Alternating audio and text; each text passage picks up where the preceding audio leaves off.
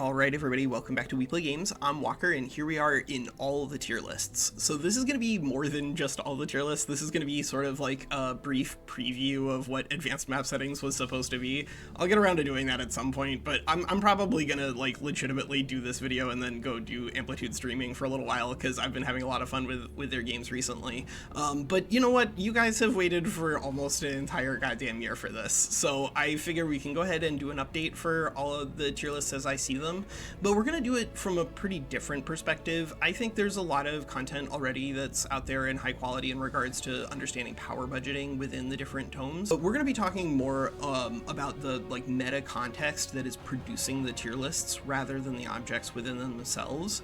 Whenever I think there's something important that I do think we need to highlight, you know, we will go on a deeper dive onto individual things. But don't be surprised if we skip over like almost all of the traits and just say, all right, here's why the traits are like grouped where they are, or you know what the different society traits are doing in terms of their interaction with your affinities, because I think that really is sort of like the important context whenever it comes to how to interpret these tier lists. It's just understanding the basic meta of the way that the economy works in Age of Wonders 4, and moving around some numbers and stuff sometimes does make a big difference. Like you'll note that I'm pretty high actually on all of the different mystics now. I've played around with summoners, and I do think I was like incorrect to be thinking of them as B tier. They have some nice flexibility, but the fact of the matter is that like mystics are a lot better, and most of the other things aren't like drastically changed from where they used to be. And so you know we're not gonna waste time talking about everything in excruciating detail. This video is gonna be long enough, and if you don't like me assigning you homework to go watch a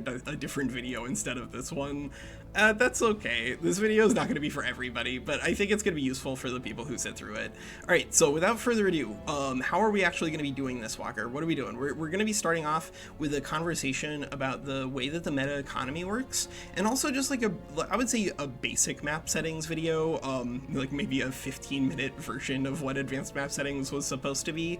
But that's going to require that I introduce you guys to a very important and powerful tool, something that's going to level up your learning, both about like the way that the economy works, because it's going to enable you to do a lot of really quick observations, but also let you learn about like the way new tomes work whenever the game introduces new stuff. Like anytime a new DLC drops, then there's a tool that I think everybody really should be open to using, called Debug Mode. So without further ado, we do actually have to close the game here for just a moment so I can show you how to set up Debug Mode, and then I'll show you how to use it and ways to think about it, and ways that you can use it to inform your understanding of map settings and map generation within Age of Wonders 4, and like the way that that influences economy and thoughts about snowballing and scaling and all that stuff, which we will define here within the game, I promise. All right, so you've closed out of Age of Wonders 4, so go ahead and go into Steam, right click on Age of Wonders 4, go to Properties, and then make sure you put this in,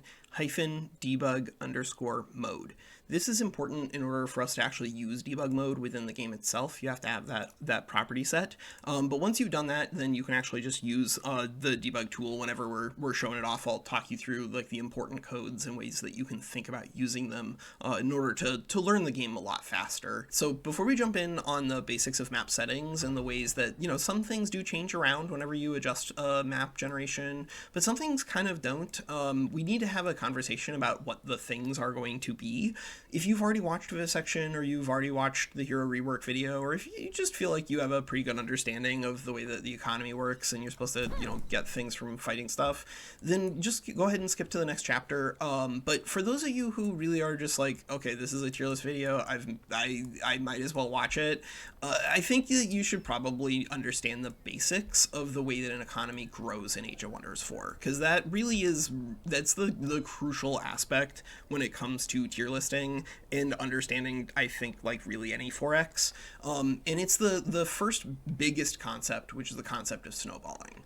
So in any 4X, what you have to do is you have to understand the economy and the way that an economy grows. The way that every economy grows in basically any 4X is that you're going to be accumulating just more and more stuff, you know, more of these numbers, more of these widgets by building more things or by fighting more things. But that really is kind of like the critical decision point immediately, for me, at least in regards to a 4X, is that some of the games do not reward you as much for just building things in your cities as you might expect. So if you've played Heroes of Might and Magic, then none of this will be surprising to you. In Heroes of Might and Magic, rather than these being resources that you have to exploit with your cities, you just have to exploit them with your army. Like, you go over, you fight it, and then you just immediately, in the Age of Wonders 4 terms, you would just immediately get a population exploiting this tile by fighting it. And so the way that you grow your economy in Heroes of Might and Magic is not really by building infrastructure. You build infrastructure because the infrastructure that you build will influence the units that you can produce. But in that game, your economic scaling and the way that you get stronger and the way that you get more resources so that you can accumulate more resources, and enter into the positive feedback loop that is snowballing. The way you do it in Heroes of Might and Magic is by fighting things, and that really is the way that it works here in Age of Wonders 4. So just to like briefly show off what we're talking about here, like, okay, so this is that looks like a pretty easy fight, honestly. We can probably do that without the scout. Move here, we'll turn the scout off, we'll turn this off, we'll auto it out. I don't think we're going to lose anybody into a fight against some support units. Yeah, we got to level up. Cool. And then we'll go ahead and gain a level, and then we'll show what you get when you actually fight something that, you can fight for resources here. This little nymph guy. So I think this one we're going to probably drop you from and bring you guys here. That looks pretty good. Yeah, let's drop you two. It's a little spooky to be fighting an nymph this early, but I think it's worth it for like just descriptive value of what happens here. So we fight these guys and we get 63 food. So 63 food, if we open Night Fort, that's 54 food on its own, like natural add per turn. So what that means is by fighting these guys, we got effectively an entire free turn of growth on our capital.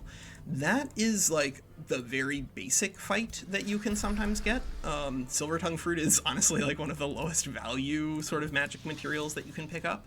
But as you play the game out and you scout around and you see, oh, there's another fight and there's a reinforcement range that we can get into that fight, we could probably, oh yeah, we could get another fight over here to get some Imperium so that we could get some more scaling and get more resources now. As you get more resources right now, you'll be able to translate those resources into things that you've built, and that by building them earlier, whether it's infrastructure like a workshop or more units like Dark Warriors and whatnot, as you get more resources now, you'll find that you can accumulate even more resources now. This is why in most 4Xs, the math is just really useful for chopping trees. Getting a bunch of production early on means you can spend the production quicker on, like lots of different infrastructure pieces and scale your economy really quickly. But because of the different mechanics that exist in Age of Wonders 4 and the speed at which you're paid out from fighting things, the economy is really, they're up tempo. It really is something where you're benefited a lot for just trying to take as many fights as humanly possible all of the time, because that is where your economic scaling is going to come from. And so if you can start getting greedy and start trying to line up fights where you're like, all right, we could maybe sacrifice this scout's turn to just activate another fight for us, it's almost certainly worth it just to see what else we can start lining up out there. The more fights that you can take, the more resources that you get, the faster you can grow. And that's the basic of the basic rule of Age of Wonders 4 when it really comes to both multiplayer as well as single player. And it's not even something where you have to think of yourself as role-playing as evil. I like to role-play as evil just because I also like to burn down cities in Age of Wonders 4. But if you don't like burning down cities, don't worry about it. You can theme this however you want to, right? Maybe your people have to start going out here and cleaning out barbarians or marauders or, local warlords who are disrupting the local peasantry, who who would otherwise be having a perfectly nice life, but because these guys are occupying this mana node, I don't know, theme it however you want to. Really can roleplay as good guys here. You really can, because like you can turn on the Umbral Layer, and then like you have to defend yourself against some sort of eldritch monstrosity that's coming to eat you. So like subjugating things on the map is just it's a good role playing decision, not an evil one. Yes, that's it. All right. So that said, let's go ahead and talk about basics of map settings. Alright, so let's talk about the basics of map settings, and I think the easiest way to start talking about the basics of map settings is just to dispel a couple of myths in regards to the things that these don't really change in terms of your behaviors. There are some things that are going to change evaluation on the tier lists, and I think that that's where like there's a lot of finesse, because things really can be pretty different depending on what your realm traits are like, but there is some things that are just constant, and the way that you are trying to fight the map for resources really is a constant, and it's because of the way that the map settings work here in regards to your setup. So the first thing you need to understand is that the size of your map is going to be a product of both the relative map size as well as the number of players. As your map size is going to get larger, you do need to start thinking about not just how do I get powerful now, but how do I translate that power into, more power later. And that's where we're going to be talking about scaling, which is going to be like just something that we'll talk about within the tier lists and our dark general build guide here. But scaling is the thing that's like, all right, how do I get stronger over time rather than just getting stronger now? Generally speaking, getting stronger now produces the best scaling, which is why snowballing is important as a strategy. But like overall, as the game gets bigger, you do need to start thinking about higher tier tomes and higher tier units, because the game is going to go longer. You're going to get more resources from fighting things. But if you go to a smaller map, this behavior is still the same. It's just that like the end game is a lot earlier. If you secure 3 of the 4 bronze ancient wonders on a 2-player map, then you're gonna beat the other person almost all the time, because you're just way up on resources. And then of course the other thing is just, all right, does it actually pay you out more in a larger map to build more civilian infrastructure because the game is going to go longer? Not really, again, because you're just getting more resources early from that military snowballing. It's just the way that the economy works. But one thing that does change around a little bit is normal versus brutal, because of the way that high world map threat works. So let's go ahead and boot in with just a brutal setup here. We're going to run our dark faction back, and then we're going to show off what debug can teach you, because there's really a lot of information when it comes to observing map gen, but there are some things that I think are just generically always going to be there. I don't know if Triumph is ever going to come back and adjust map gen, we'll see, but I think that largely map gen works except for a couple of traits which we'll complain about when we get to the tier lists. But yeah, let's go ahead and boot in, and then I'll show you what like debug can do in terms of being your own best teacher in Age of Wonders 4. Alright, so here we are in Brutal, and let's go ahead and start showing off just debug as a sort of preface before we talk through what's going on here on high world threat versus normal, and what sort of behaviors this really does influence in regards to your economic pacing in Age of Wonders 4. So if you've enabled debug mode in your Steam profile, then what you go ahead and you do is hold Control, Alt, and C. That'll open up this little menu here. There's some really important codes when it comes to just like learning about the game and observing map generation, and Barents is easily the best in terms of just giving you, the player at home, information. So go ahead and do that one, and it'll reveal the entire map to you. So the first thing that we're going to discover, of course, by using this reveal everything on high world threat, is that the map really is more dangerous on high world threat, but the way that this works mechanically is a lot more complicated than just saying, okay, well the game is just harder because it's on high world threat. That's kind of true, but what it really means is that the game is slower on high world threat, at least initially, because it's going to do stuff like this. So we're playing with talented collectors. This is something that I don't think you really want to be playing with on like high world threat, because the fights become a lot more dangerous on high world threat. Like you're 680 with a Mage Bane guarding the spot. Like you're not going to clear this without lightning evocation. It's just not going to happen. But this guy here, like you noticed our fight on normal world threat was against against just a nymph, but this guy, because of the Storm Giant, means that we're really not going to be able to get this fight until maybe 5 or 10 turns pass, so we have to take some time to fight other things on the map. But because the high world threat is not distributed just in terms of higher difficulty, but also higher reward, it really isn't as easy as just saying, okay, it's harder. Because, like, let's take, for instance, up here, we see an extra hero is guarding this resource node. I think the extra presence of heroes on high world threat is sort of like emblematic of how you need to be conceptualizing world threat because of what it says just right there on the box. So this fight, for instance, it's just going to be a lot harder than this fight for sure. Like this, no way are we going to be able to fight this thing super duper early because of the presence of this hero and the full 6 stack. But as a consequence of that, this fight is of course going to be a lot more lucrative, which means that on high world threat, the map is sort of like more dense than it is on normal world threat. You just get more total resources, even on a smaller map, because there's more experience points to go around. There's also, of course, more equipment to go around. This is another reason why just having extra heroes on high world threat produces generally easier games once you're used to fighting against the high world threat, or if you have a build that's, you know, designed to fight against the high world threat. The fact of the matter is, whenever you fight a hero, you're going to get access to their items, because you're mostly going to want to sell them. Like, if you're playing a necromancer because you're cool, then like you can hang on to some of them and try to, you know, resurrect them, because soul economy is just like really neat and I like it. But if you're playing just like a normal faction with like a regular economy, you're almost always going to be selling these guys because you'll get a bunch of gold, and a bunch of gold from selling an object that you were going to fight anyway is something that's going to help you out. It gives you more resources now to buy rush things now, but it's also going to give you access to their items for the item forge. Item forging is something that I hope somebody else does a good video on. Item forging is really important because it's going to give you access to other forms of military scaling on your hero, and therefore, of course, economic pacing on the board. But it doesn't just stop in terms of that value, right? If you are familiar with knowledge extraction, getting 150 knowledge per hero defeated in combat is just like a really big deal. Sometimes you can also return the hero in question to different cities if you're trying to farm up a bunch of good. So just being aware that, yes, it is a more difficult map in terms of the fights that are presented to you on the front of it, but it's also just a lot more rewarding. You can get way more levels on your heroes if you can clear this gigantic impossible fight than you could on just a normal world threat silver.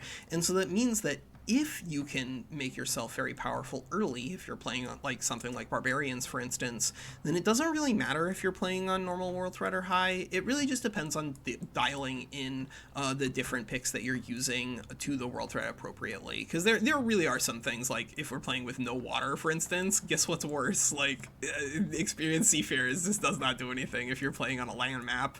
And there's some things that are going to adjust depending on world threat, but you are always going to be fighting the map, whether it's high world threat, low world threat. It really doesn't matter. It's just that the resources that you get out and the pacing in which you're going to be fighting the map is going to be a little different. But you know, you're going to be on the hunt for ancient wonders kind of no matter what you're doing, because the payout structure of getting Imperium, as well as the big bounty of resources from the thing, as well as the event associated with the thing, that's always going to be there, whether you're on regardless of the world threat that you're playing on. So that really is your plan, is just like do your best to fight things. Huygens, by the way, is the code for enabling that. If you want to go ahead and just give yourself an infinite number of resources, including all of the tech, just use demo, and then you can go ahead and just cast whatever spells you want. And I think that's just like a fun way for you to test different things if you want to do that, and see like what would happen to your auto resolves if you cast a lightning torrent down on something.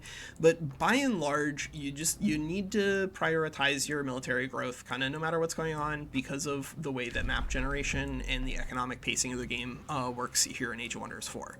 So that said, let's jump in. Let's talk about our tier lists and our dark general build guide here in Age of Wonders 4. So I know the game here actually starts with form traits rather than starting with culture, but I think in terms of tier listing, as well as just in terms of like how you build a faction in Age of Wonders 4, I think it's generally more useful to start with culture because of the way that culture actually influences things. I know that people like mostly seem to think that culture doesn't matter in Age of Wonders 4, or at least like some people think that, but I don't think that's true. I think that yes, in terms of scaling, some of the cultures matter more than others, and definitely some of the cultures are a lot stronger than others. But the fact of the matter is that at the beginning of the game, your military is going to be composed mostly, if not entirely, of your cultural units. You'll try to get some from the map, from like picking up large creature cages, and you'll probably try to add in some summons, which we'll talk about when we get to the tier list for tomes and like why that's important. But your military strength at the beginning of the game is going to be determined by your cultural units and the way that, you know, the cultural units work, and then supplemented, of course, by your ruler, which is a really important part of the structure to make some of the worst factions actually operate correctly here. But before we talk about like the specific fundamentals that we're actually looking for in each culture, why don't we go ahead and just like show off the tier list where we are, and then we can start talking through the fundamentals and the important things that are factoring in, including things where like my opinions have just changed and like the presentation of things has just changed. So I think it's important to highlight that in our tier list here. All right, so let's talk about our form and structure of the tier list before we talk about the things on it. So the S tier things are going to be the things that might be broken. Some of these things definitely do need to be nerfed, but I don't think that necessarily everything in the S tier like needs to be nerfed. I think that generally speaking, when it comes to balance in Age of Wonders 4, there are some broken strategies and things that I'd really prefer Triumph revisit. But because I try to design these videos less about like how to hyper optimize for you know, Age of Wonders 4 multiplayer, like you could just look at the builds that we've run. Like we've literally run Dark and Reavers and Primal and stuff like that before. It's not about running just the best stuff. It's about understanding what the good things are so that you can use the good things to cover for the bad things, so you can experiment and roleplay more. But the S tier things, those things are really nuts. And if you're not sure how something operates, most of the time just putting a couple S tier things onto your build is almost certainly going to make it stronger. The A tier things are the things that I think are just interesting and play pretty well. These might be like similar to the S tier things, but just a little worse. But I think that broadly speaking, the A tier things are just like the things that I'm most excited for people to be playing around with, because I think these are things that aren't like inherently broken, but are inherently really interesting, and have a lot of different power and a lot of different play, and give people the opportunity to do different kinds of role playing because they can branch out, right? They're not being restricted by the weaknesses that they're trying to fix. They're trying to leverage the strengths that they have, and that's what you get on S and A tier things.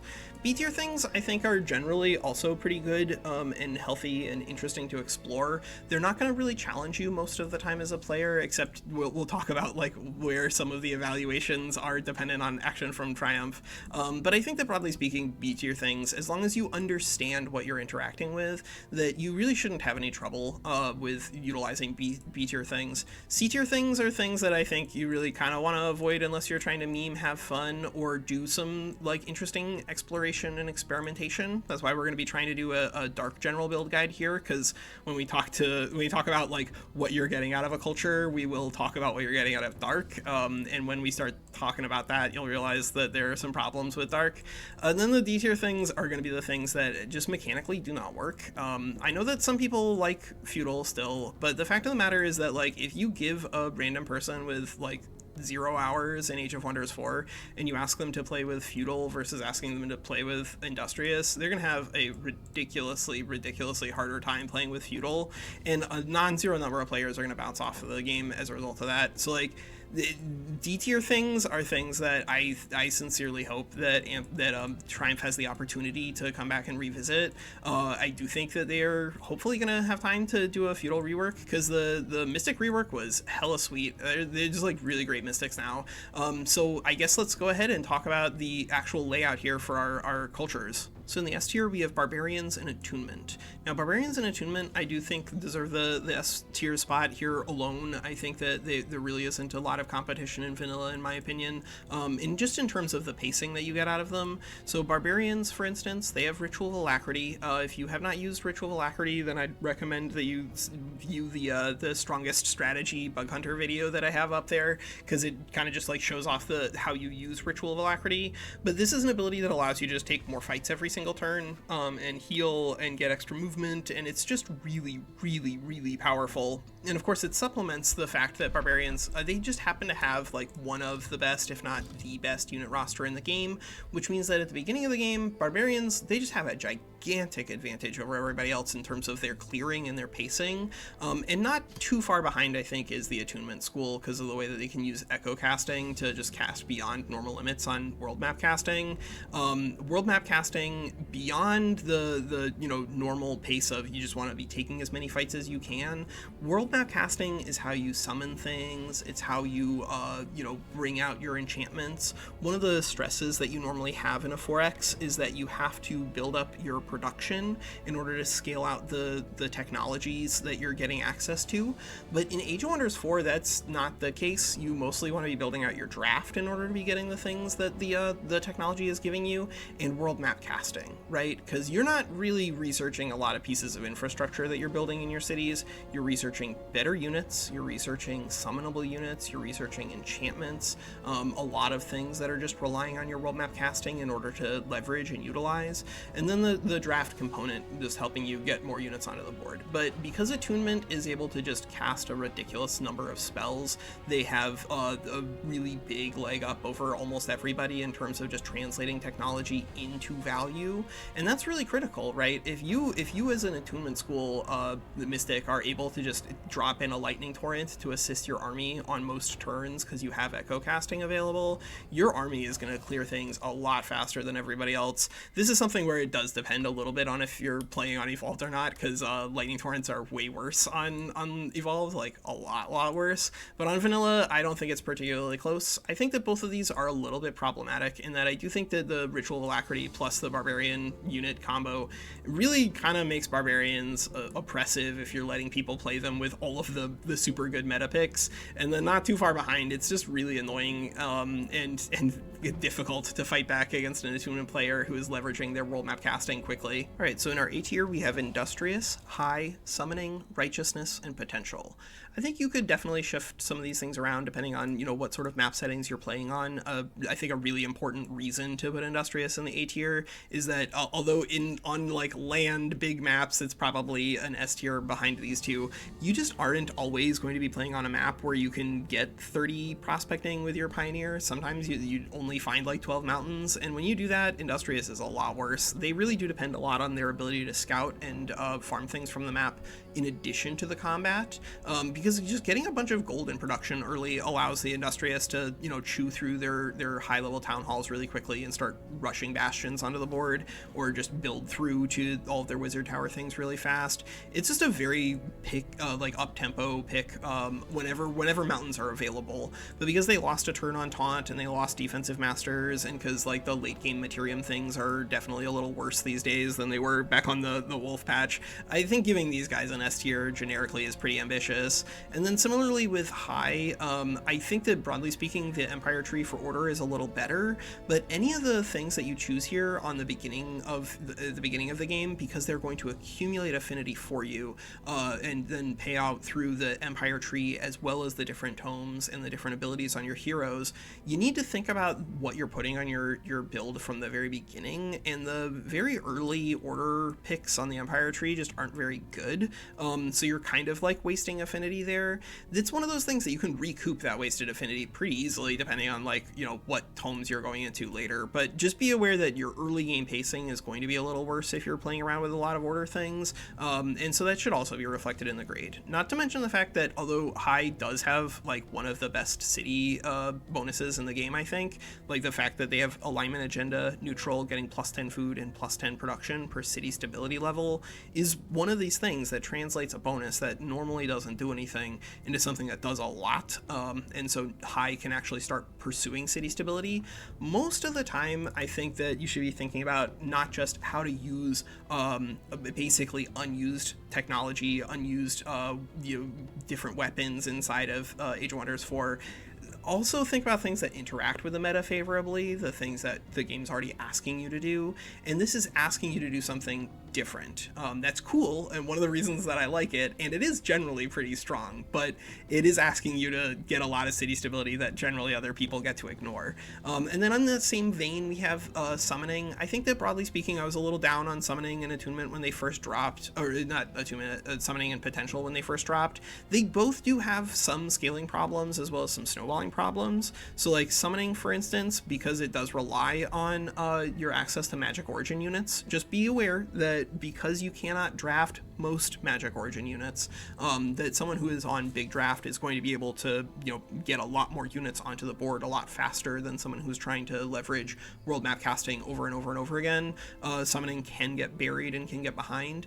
And then because they do have the issue of echo infusion, if you're trying to evolve a bunch of snow spirits or whatever, if those snow spirits die, you're in a lot of trouble. But I don't think you have to play summoning that way, and I think if you play around with it and you give summoning different tools to experiment with, like I hear that on gigantic maps like in Evolved, when they're playing on like really big guys and they're getting to true death magic, that summoners are pretty grotesque there because of the true death magic interaction with phasing and all that stuff, and that's cute, and it is pretty interesting when you can do cool things with narrow abilities. But like most of the time, I think summoning is going to do the best for itself by just leveraging Phantasm Warriors and Mistlings and Reapers and other things that are generically very powerful, and then trying to get out from the draft problem by killing people before they're able to outdraft you and bury you in value that way. Righteousness, I think broadly speaking for the Oathsworn, the big problem with them, of course, is that they cannot take Fabled Hunters. We'll talk about that in regards, I guess, also to the Mystics. That's kind of like why they're here where they are rather than all S tier, is they cannot take Fabled Hunters.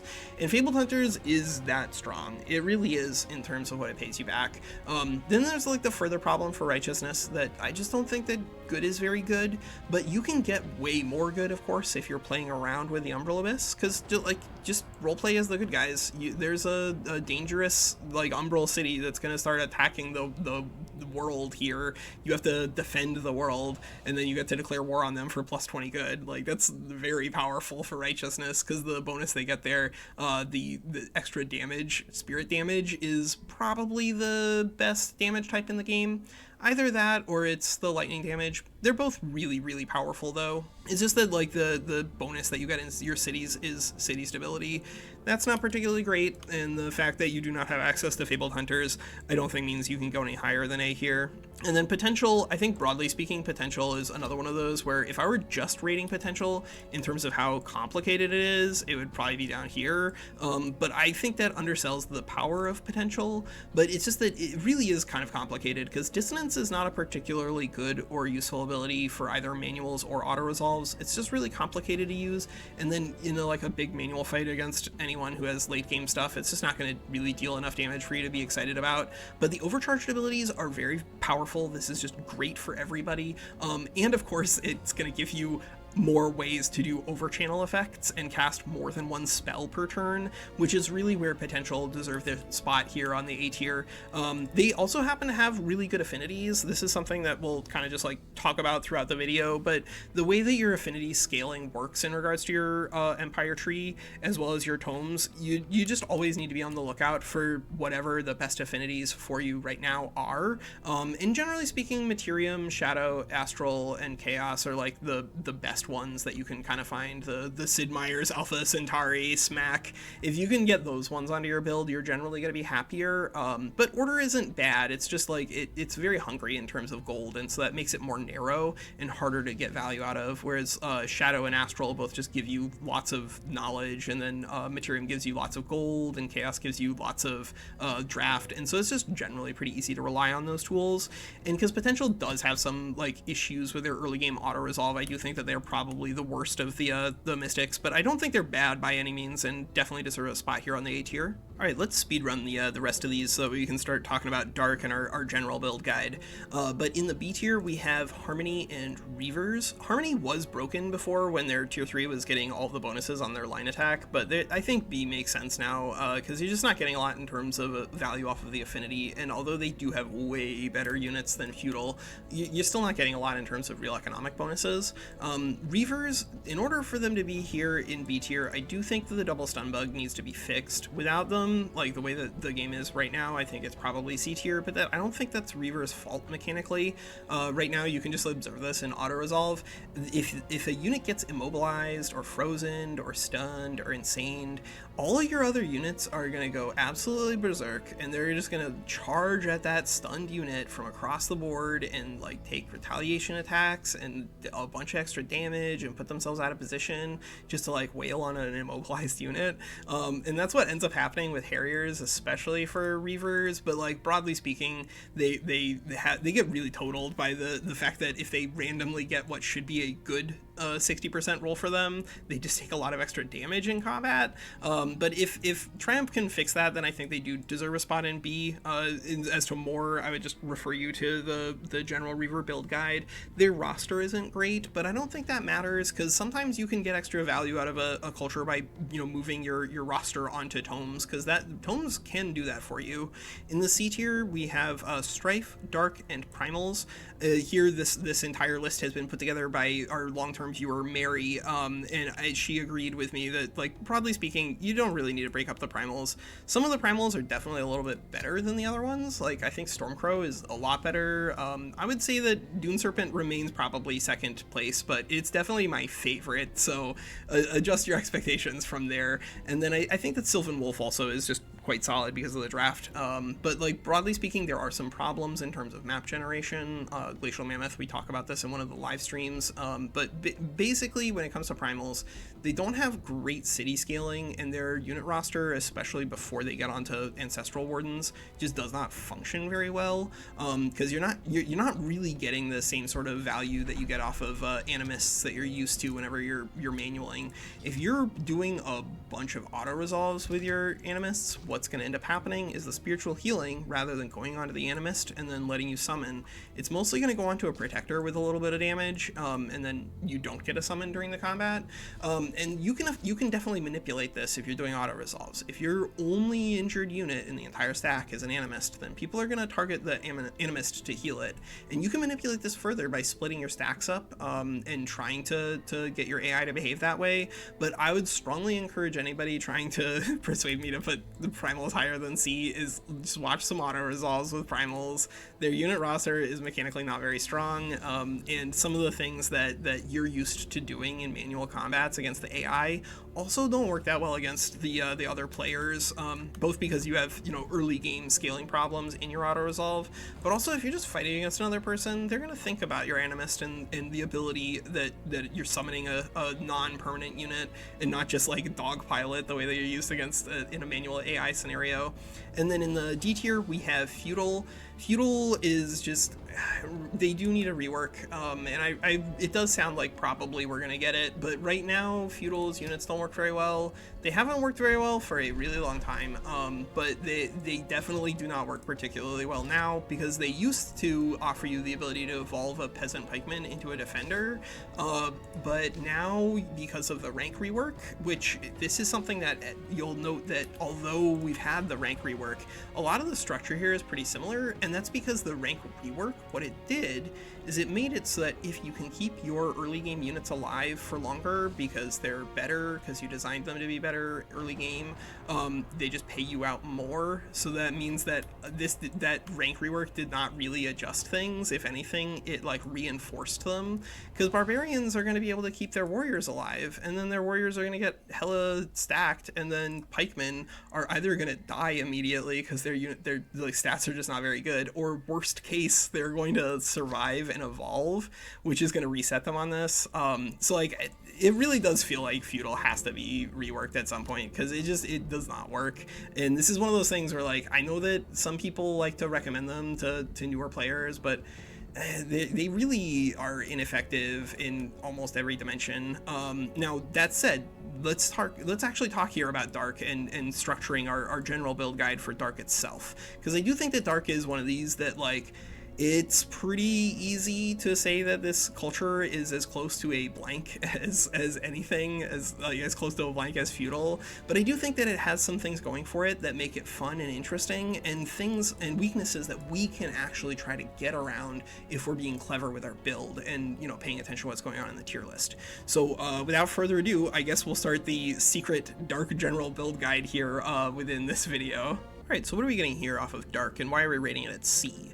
Well, the first thing we're getting out of Dark is actually, like, kind of the biggest part of it, is that we're getting 2 Shadow Affinity. 2 Shadow Affinity is really no joke, because of what it does to your pacing. So 2 Shadow Affinity means that after 8 turns of income, that is on turn 9, you'll have accumulated 16 Shadow Affinity in your Empire tree. That means you'll be able to unlock Knowledge Extraction, and that means that on turn 9, if you're able to fight a hero, you get 150 Knowledge. This means that for anybody who starts with 2 Shadow Affinity, whether it's because they're playing with Dark or they started with Tome of Cryomancy, they probably want to start sieging down a free city on turn 7 if they can find one, because the pacing on being able to siege a free city down starting on 7, walls fall on 9, you get Knowledge Extraction, and then conquer the city is just huge for your spiking in terms of power, but that really is kind of like the biggest part of it. Dark, they do have some other things that are supposed to be helping them out, I think, so like their vendor, for instance, generates knowledge, same with their market line.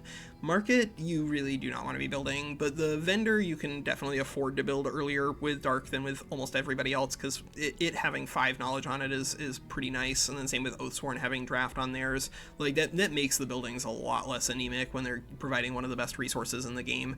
But like the markets are just expensive, and you're probably not going to find that you need to build them in order to get things going. And then the extra knowledge income from prisons and crypts kind of just doesn't do anything because of the way that you want to interact with heroes. You're mostly going to defeat them and sell them, or defeat them and release them if you're trying to farm up good, or trying to farm up fights against enemy heroes by just releasing them back into the wild to knowledge extract them again. Now, being able to ignore low city stability because of your town halls is actually pretty nice. It really boils down to you just don't need to build a tavern. That's not a game-breaking bonus, but it is helpful early game because you don't really want to be prioritizing city stability unless you're playing as high. But one of the things that's like sort of meta hostile to Dark and does drag it down before we talk about their unit roster is just like weakened effects generally in the meta. It's a lot harder to get a whole lot of weakened effects in Age of Wonders 4 because there just really are a lot of things that are on like strengthened 5 these days, and very few things that are on like even weakened 2 is a relatively difficult find when it comes to a build. You're just gonna have to, you know, dig around to get some number of weakened stacks. But because this is a base physical and magic attack, it means that this does not interact with anything that doesn't have the base attack tag, but it does interact with the things that do. But that means that any base attack that is a non-repeating attack with a 90% chance goes up to an auto proc, which means it goes from something that can be countered with status resistance to something that can't. So in the late game, you're really not going to be able to get a lot of weakened stacks for extra damage off of Cull of the Week, but you are going to be able to hopefully hold down enemy strengthened stacks and therefore reduce the damage output for the other people. And that really is kind of important when it comes to like every part of combat in Age of Wonders 4. You do want to make sure that your damage is solved first. That is something that I tried to stress in Vivisection, is that like if your damage is non-functional, your build is non-functional. But having extra forms of defensive scaling is definitely going to keep you alive a lot longer in complicated fights, and when you're alive a lot longer in complicated fights, guess what? You're probably going to outscale the opponent by just burying them in action economy because you have more units on the board. Dark, so beyond the Cull of the Week thing, which has been reworked, and I do think you can definitely use it in regards to your build, I think we do need to talk a little bit about the Dark roster and the problems therein, and the things that you can try to do to fix the problems with the Dark roster. So when it comes to assessing a roster in Age of Wonders 4, if you're thinking about auto-resolve or multiplayer, you do need to watch some auto-resolves just to see if there are any strange behaviors going on. I think most of the bugs really are caught, with the exception of like the Wizard King over channel bug and the double stun bug. There aren't really a lot of things that are heinously wrong, but like people are used to being able to line up perfect shots with ranged pieces in manuals against the AI, and you're just not going to be able to do that in a PvP fight, and the AI is not going to be doing it in an auto-resolve fight either. And because you can generally disrupt range pieces by standing next to them, most of the time when you're thinking about the unit roster, especially early game unit roster for people, you need to be thinking about their melee units first, the way the melee unit is going to operate, what it's going to do for you the weaknesses of the melee units, and if you can really count on them, because sometimes you can't, and then you have to go to your tomes to look for things, but that's not the end of the world. There's some pretty good tome units around.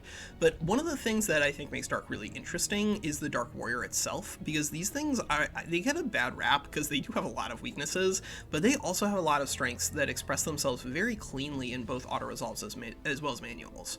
So what are we getting on the Dark Warrior? Well, on the front of things, we're getting a real glass cannon, right? We have 60 HP, 1 defense, 1 resistance, 32 movement. That is just a really ineffective combat unit on the front of it. But once you start digging around and you spin this guy around, you see, oh, there's one little handle there, this guy here, and this guy here.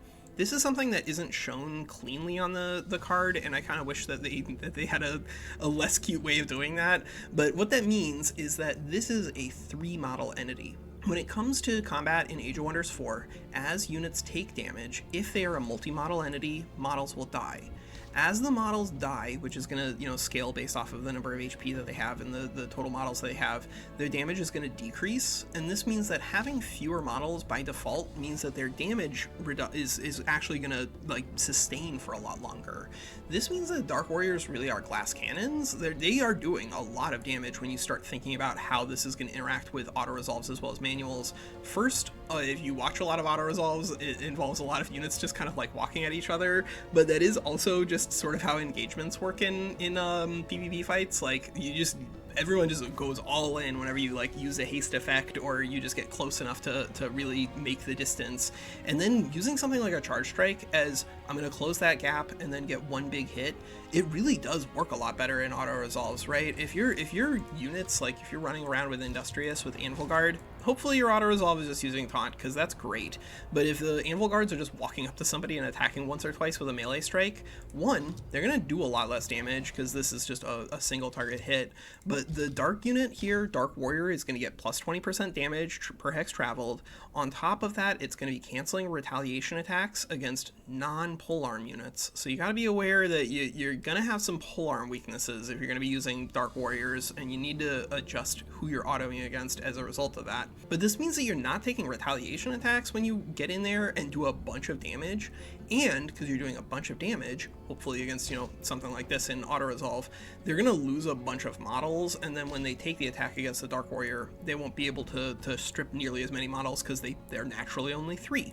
So what this means is that if you're trying to mess around with Dark, I think that you really should be doing your best to leverage the strengths that exist here. As you dig deeper into their roster, you see that the Night Guards, these are an incredibly aggressive form of polearm. I don't know if you really need them though, because by and large Dark Warriors just do tons of damage anyway, and it's just a question of actually keeping them alive. And the Night Guards being so expensive in terms of gold means you have to delay developing into better technology to push these guys out. And you can see they have a buttload of models, so their damage isn't going to sustain quite as well as the Dark Warrior. Warlocks are pretty good because they have an always hit attack. Always hit attacks are really critical, both for auto resolves as well as manuals, because in auto resolves the AI is not going to line up a bad attack with this. The only downside is it is a 3 AP, so if you're trying to use warlocks with herbivores, your warlocks are going to wander off and eat plants instead of using this a non-zero amount of the time. But for normal builds that actually are going to have units standing still in auto resolves, this 6 range always hit is actually really nice. It'll nuke the enemy, strip a bunch of models, leave a bunch of resistances and problems for your units to then exploit. And then at the top end, with our cultural tier 3, some cultural tier 3s really do define the culture, like primals. I don't think Dark Knights define Dark, but they are helpful, and if you want to make them go the distance, which we'll attempt to do here in the build, there are ways to get around the sort of late game problems that you'll naturally encounter playing as Dark, namely Pyre Templars, because polearms really do counter Dark Warriors pretty well. So this means that what you're really trying to use this early game structure for in terms of Dark is just rumble on the front line and do your best to make these guys as durable as they can be, because they already do the damage problem. They really have solved damage, because also remember that the retaliation attack here is it's going to trigger based off of your base damage. So any of those Night Guards or whatever, these guys have a nice little bonus on their ability to do first strike. But anybody who does not have first strike, retaliation attacks, if they're non-charge, just not going to do a lot of damage. But here, tons and tons of damage. So like this is a great unit, something that you can lean on pretty heavily if you're trying to do early game clearing as Dark. And that's going to be something where here, I guess let's go ahead and start our build by saying that we're going to be taking Dark, but we need to back up and choose some physical form traits so that way we can fill in the problems that we've highlighted with Dark, and see if we can get our build to survive into the mid game and do some fun, cool things. Now, in order for us to discuss the form traits here, because there are just like a million of them, and I do not want this video to be 6 hours long, we're gonna have to talk about sort of like the broad categories of the things within the ranks, rather than just like everything within the rank, because we do not have 10 minutes for me to talk about every single one of these things. But rather, we're gonna talk about the meta considerations that are factoring in here. First, in the S tier, we of course do have tough and resistant, as well as all of the flying mounts and mount masters. When it comes to just like assessing, what we're seeing, not only as Dark, but as everybody in Age of Wonders 4, you really should not be underestimating durability. Durability is just going to keep not only extra models alive in combat, so that way they'll do extra damage, but also making it so you just don't lose units in combat.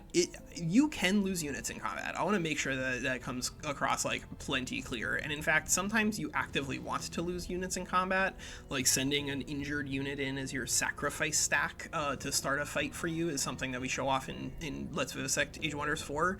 But one of the reasons why the AI attacked the Wisp there was that the Wisp was at half HP, and generally the AI will try to finish off units when it can see it. And so this is a way that you can make it so the damage doesn't all go onto the same units depending on who you want to be taking damage and who you don't. But generally speaking, you just like don't want to take a bunch of damage in any fight, whether it's an auto-resolve or a manual fight. And tough and resistant really do just carry the day there.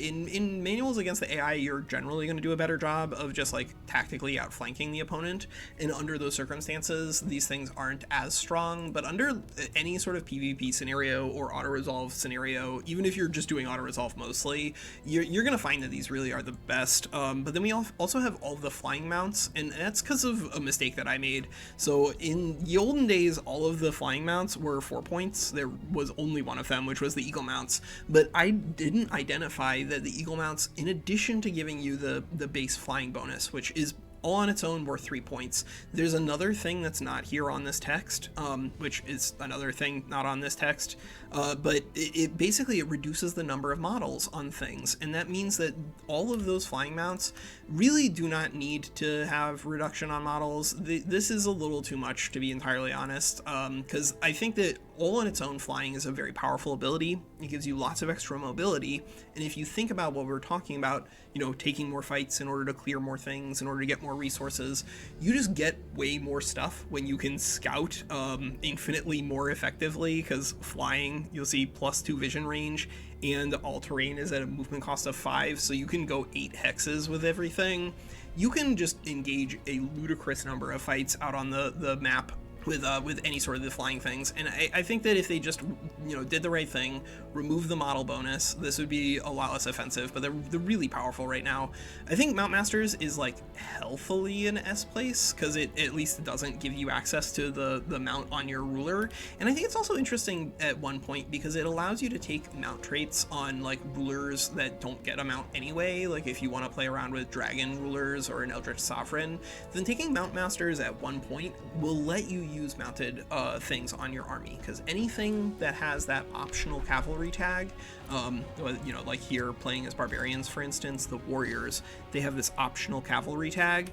If you take any of these sort of bonuses, they will be mounted, and then they'll have, of course, the weakness against pole arms. But one of the things that I like about Mount Masters is at 1 point plus tough, this is 3 points.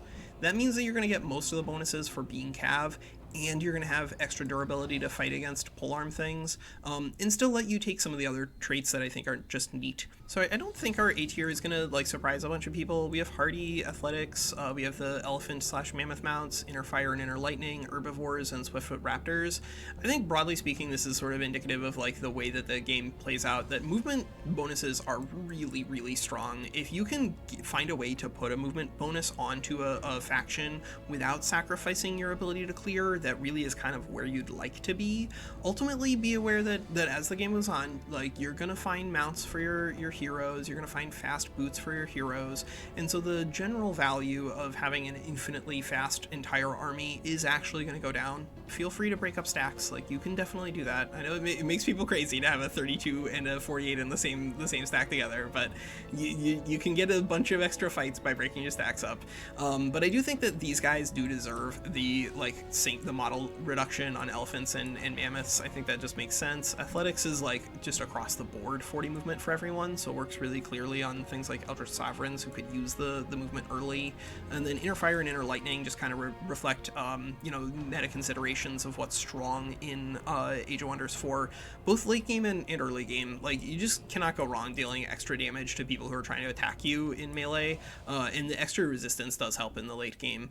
And then we have Herbivores. Herbivores is one of these things that you'll observe if you do a lot of auto resolves that like the AI really loves using, even in situations that are a little embarrassing. So if you're trying to use Herbivores, I do recommend taking either Elusive or Swiftfoot, just so that like you're not getting demolished by opportunity attacks when your dude runs out of combat to go eat a tree.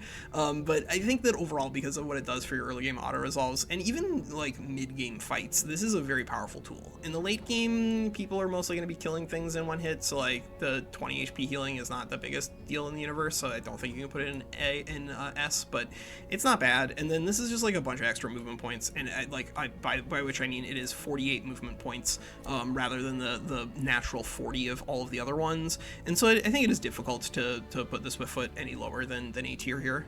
So our B tiers, we're going to start seeing some big categories. So we have some defensive tools like Bulwark and Ceaseless Cacophony and Defensive Tactics and Elusive that are like kind of narrow in their application, but do still have value. You know, just think about what this is doing for you. Like Resilient now being 2 points, this is actually a pickable trait now.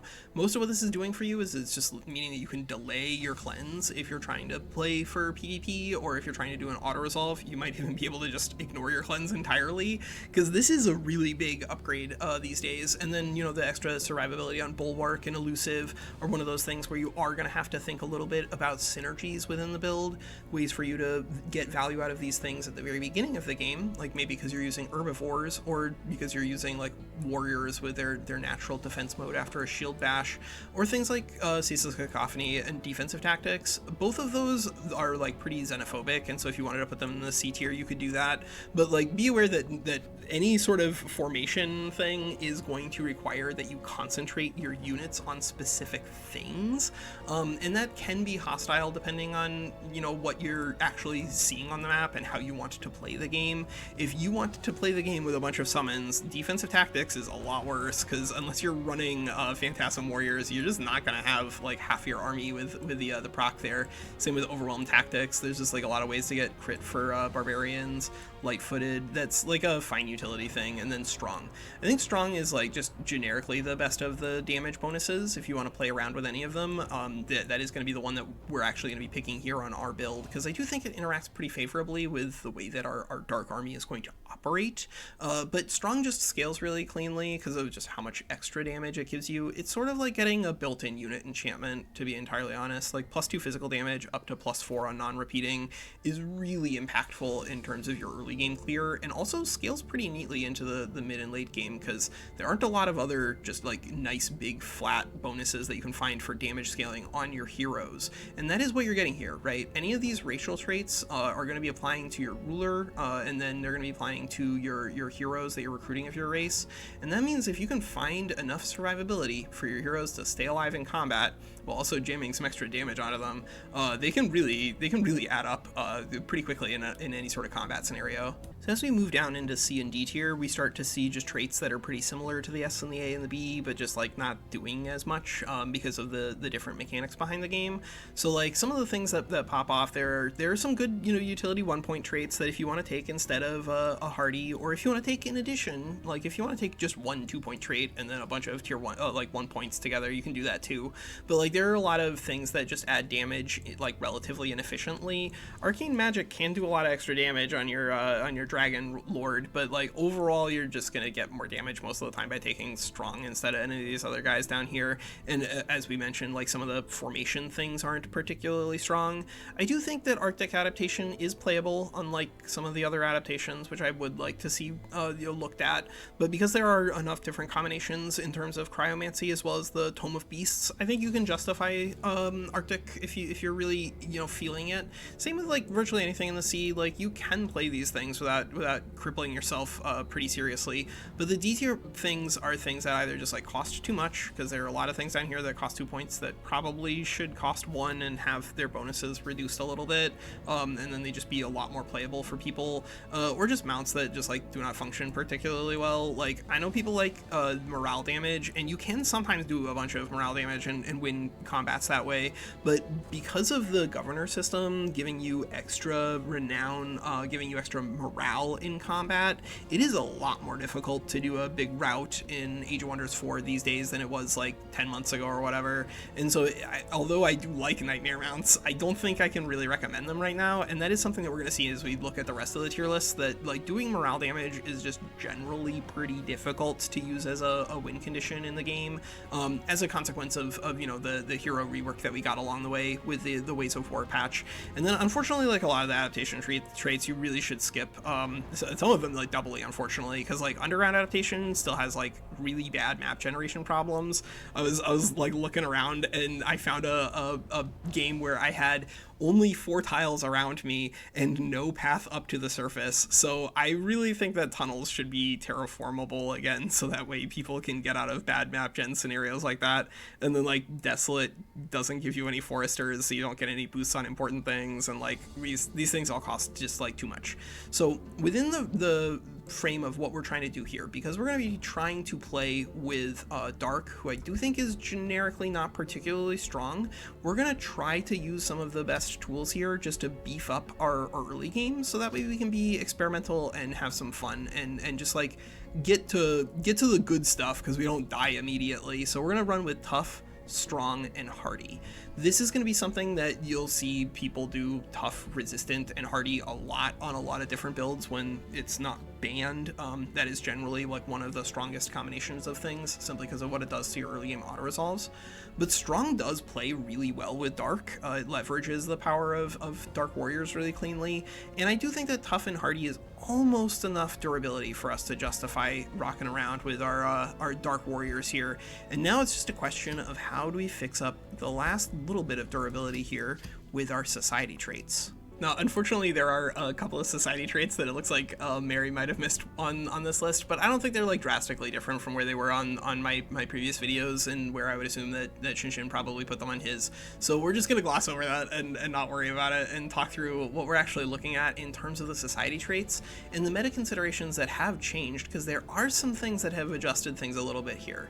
So in our S tier, this one is something where like I think people need to have a conversation with their friends before they commit to playing multiplayer if they're thinking about it, but Cult of Personality and Swift Marchers are both functionally bannable, I think. Swift Marchers is pretty close to being fine. Like, I think broadly speaking it is impossible for this to be a balanced ability, but if they didn't get Roadwalk, and if the Force March costs like twice as much mana, then it wouldn't be like as oppressively powerful at the beginning of the game with anybody other than Barbarians. But like, no, this is a really, really messed up ability. And then same with Cult of Personality. In the olden days, it used to be like the plan was to get your first hero pretty much as quickly as possible. Sometimes that meant delaying until turn 2 or 3 if you were trying to recruit a level 3 hero off of a free city. But like, you really wanted to get your hero almost immediately so that you could start getting extra scaling on it. And in one of the patches, I think probably the Eldritch Sovereign patch, I don't know, it's been a long time since they changed this one, and this was a change for the better. They made it so that now you just don't get your first hero on turn 1, and this one gets around that. You get your first hero on turn 1, so like all you need to do in order to get Cult of Personality and just rock and roll is spend your starting gold on a hero, and you'll be able to scale faster than basically everybody else. Because remember, part of our snowballing isn't just getting extra resources for our empire, it's getting extra resources for our our army, and that includes getting extra hero levels, because heroes can get incredibly strong very quickly in the game, even on auto resolves. And so cult is like usually banned in most cases because it is really busted. If you want to play with like feudal and cult of personality, I think that would be pretty fun, because feudal kind of needs something right now. But fabled hunters is like perpetually an S tier. I don't think there's really anything they can do to make this not an S tier, but given that it's now only 75% instead of 100, it's not as broken. This one probably could be 50% honestly and still be fun. But Hermit Kingdoms, I did put it in A tier last year, or like I guess almost last year, but I think that was mostly about a usability thing, and because we gave potential sort of like where I think its power grade mostly is, I think we should do the same thing here. And although Hermit Kingdoms is way harder to use now than it used to be, you can definitely still hold the bonus for a pretty meaningful amount of time. Just make sure you're using your outposts carefully and that you're burning things down. This is sort of true for kind of like no matter what's going on, like what build you're playing with or what world map threats you're playing with, because these are all just like some of the best skills and picks in the entire game, like kind of regardless of format. These are almost barbarian level in terms of their overall strength, and I do think that most of the S tiers here probably should be nerfed a little bit, but our A tiers I think are a little bit more fair. Alright, so our A tier here, we have Scions of Evil, Ancient Wise Ones, Runesmiths, Artifact Hoarders, Great Builders, and Talented Collectors. This mostly is pretty similar to where we were before. Scions is a little bit worse because they did lose unit ranks. That's going to be reflected in a lot of the different grades here for different picks. Anything that lost unit ranks during the Eldritch Realms rebalance pass instead of the Blacksmith, those things are a little bit worse, but because they also lost ruler affinity in terms of being able to pick your tomes, anything that's associated with a powerful affinity that you want to juice did get a little bit better, and so balancing those two things against each other, I don't think that some of these picks are definitely very viable still. Like you're getting extra research off of Runesmiths, extra Imperium off of Scions. Research off of Ancient Wise Ones is random, but like Astral Affinity is just so powerful that you kind of want to always be on the lookout for it if you can find it. Artifact Hoarders is great tempo. Same with Great Builders. I know that this one's a little more specious depending on like how often you and your group are pillaging each other, but like if you have any amount of good research post SPIs to build, then Great Builders is fantastic, because just like the economy scaling is fine. It's a nice little sprinkle, and starting with a workshop is definitely not a joke. And then Talented Collectors, if you just like do the math and assume they are on normal world threat, it's pretty clear that you can just like clear out that magic material on turn 1 or 2 almost all the time, and then you just get like the most total widgets out of any of the bonuses in the game. If you're a widget master and you just like numbers in your cities, then Talented Collectors is definitely the pick for you. But I think when it comes to assessing Talented Collectors and Fabled Hunters on high world threat, Fabled Hunters is a little worse. It's still, I think, an S tier, even on High World Threat, but on High World Threat, Talented Collectors is definitely more like a B or even a high C, simply because like the fight against the magic material goes from turn 1 to 2 to like turn 10, 15, depending on what your build is doing, and that's a lot of turns that you're missing out on value over something like Fabled Hunters. But I think the other thing that we can talk about in regards to our B tier is sort of a continued expression of the Talented Collectors problem in terms of different picks that do change a lot depending on your map settings. So here in the B tier, we have a lot of picks that I wouldn't necessarily say are bad, but they're picks that are relatively narrow, either because they only work on a couple of different kinds of builds, or because they only work on a couple of different kinds of maps. That is, I think, a really important aspect to tiering, because like some of these picks are actually really strong on, like, if you're playing on a gigantic map, then Adept Settlers I think is fine, because on like a 7 or 8 player map, you can easily justify a 5th city. But like if you're playing on a 4 player map, you really do not need 5 cities. You really can do fine with 4, and in fact, because of the Imperium cost on the 5th city, it's usually not good to try to get a 5th city on a 4 player map. Adept Settlers changes that math a little bit, but it has the problem where like it doesn't really reward you for conquering free cities, which is kind of what you want to be doing. So I don't think we can put it higher than B tier anymore. Mana Channelers is sweet because like you just get really sick summoning units really quickly, but it is mostly just like an early game consideration for anybody other than playing as summoning. So while you can definitely mess around with this if like you want to play with barbarians and Tome of Beasts and just like summon a bunch of evolving spiders and eat people on turn 20, 20, then Mana Challenge is pretty good for that. And it's on a great affinity type. It's just that outside of very particular builds, you're not going to be doing a lot of scaling on summoning, so like the value there does drop off. Reclaimers needs to have like -1 on forging time, minimum 1, I think, in order for this to be competitive with artifact hoarders. You end up with way too much dingly bops on the top of your bar, and not things to spend it on. And then Wonder Architects, this thing has just like hilariously bad map generation problems if you're trying to play underground, but even if you're trying to play above ground, you can still end up with this in your third ring, which means that you can't even exploit it with your capital until you've built your town hall 2. It's just way too random, and even when it does work, I think it's generally only around as strong as talented collectors, and it just has the chance to completely destroy you. Imperialist is mostly only for high, but high is a really powerful culture, and if you have something that supports that powerful culture well, then I do think it deserves a good grade here. People like try to jam things that give you evil onto high so that way you're permanently in neutral, but like just declare war on a free city, that gets you in a neutral, and then find stability elsewhere, because that's the thing that'll get you the value from being in neutrals. And Imperialist is really good there, but it really is mostly about that early game burst value, and then outside of that it doesn't scale as well as these other guys. Same with Druidic Terraformers. So like Druidic Terraformers, it doesn't modify enough of the things. Like it doesn't give you knowledge or draft. It gives you an extra unit, and so if you're interested in trying to do like shepherd things, then this giving you a guaranteed elemental instead of the random thing that you get off of mana channelers means that you can actually like proactively hunt down the shepherd bonus when it comes to, I guess we'll show that off at the end. But outside of that, this is not a great pick. It's mostly just a bunch of random widgets that you can also kind of like with the Wonder Architects, you can just kind of just get hosed by bad map gen. And then I think Prolific Swarmers is something that we actually probably should have an extended conversation about, because we're going to be taking it here. So Prolific Swarmers, it gives all of your racial tier 1 units +1 rank. This is like the most important piece of this, but it also gives you an extra tier 1 unit. So this is one of these things that is generically great in on Brutal, because it's going to give you extra units at the beginning of the game to speed up your clear, but it's also going to be giving all of your units extra HP. This is something that has dramatically changed as of the post rank rework, because this used to give you +4 HP on all your units, and now it gives you +10. And then because the blacksmith is giving you that extra starting rank, if you can just get a blacksmith down with Prolific Swarmers, all of your tier 1 units are starting with +20 HP, and they're 1 level up from getting another defense and resistance.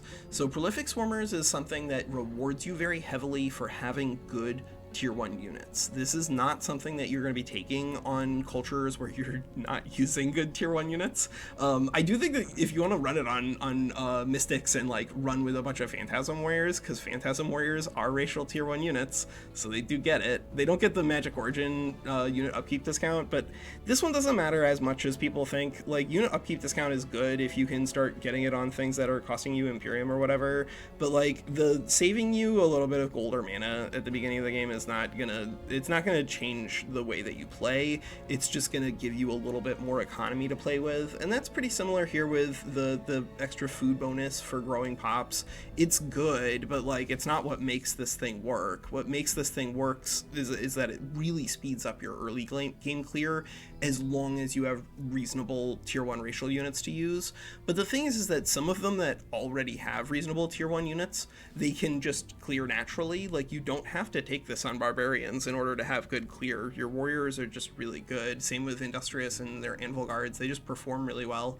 So Prolific Swarmers is like for the culture that desperately needs more durability at the very beginning of the game, and that's all they really need, and then their tier 1 units work a little bit better. And I think we just described Dark in a nutshell. So Umbral Disciples is one of these that, like, on the front end you might say, okay, this is something that works really well if I'm playing on the Umbral layer, and that is true. This is a lot stronger on the Umbral layer thanks to the way that Umbral Flesh works. So getting extra 12 HP healing per turn in Gloom kind of means that any of the portals that get you into the Umbra layer, they function as like pseudo outposts for you. You heal really quickly whenever you're standing on even neutral terrain that happens to be Gloom. And so that's really strong when the layer is open, but even when the layer isn't open, thanks to access to the Altar of Marching Gloom, you're going to transform the territory around your cities into Gloom, and thereby get this extra knowledge scaling on those cities. Getting that kind of like for free alongside with a Spitterling for just early game auto-resolve clearing. This is not as strong as a Crow, and you should not think of it as being as such, but this is still a pretty reasonable ability, and I think it means that kind of no matter what's going on for you, you're going to be able to play around with this. It's obviously a lot stronger when the Umbra layer is open, and then you might want to put this at like high B or maybe even low A tier, considering how powerful it is to clear the Umbra layer. But I think even without it, you can definitely have fun with this and play around and see what you can do to transform the world into Gloom. And then Seafarers is another one of these that you can just get like completely hosed by map generation. You can be like trying to play with continents and spawn, 8, 9, 10 turns away from the ocean.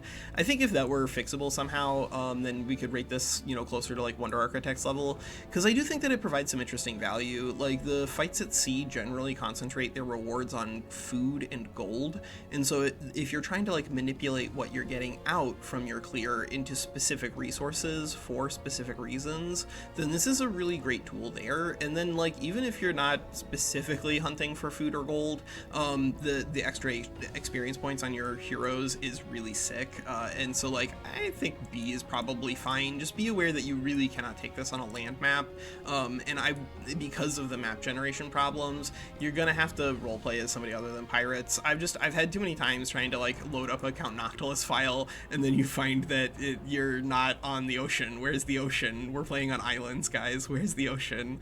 Okay, so yeah, the C and the D's. Oh, and I think Bannerlords is probably like somewhere around here. Without access to like easy recruit off the hero, Bannerlords is definitely a little bit worse. And although it is nice to be able to leverage some extra gold into early game units, you just don't need to do that unless you're doing big order things. So it's powerful on very specific builds, things that are going to do big order and have lots of gold.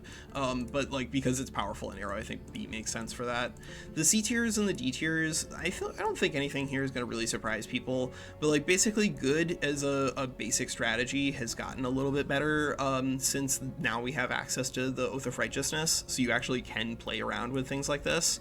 So a lot of these little unit enchantment things, though, I don't think perform particularly well, even with the rank rework. Like just relying on your world map casting, or rather your combat casting to behave, it's not what you want to be doing with Mana Addicts most of the time, because your auto resolves are not going to play along with you. Keepers of Knowledge is bannable in multiplayer if you're allowing people to abuse it with each other, and everyone just starts with it and opens borders immediately. But like outside of that very silly interaction, I don't think higher than C makes sense.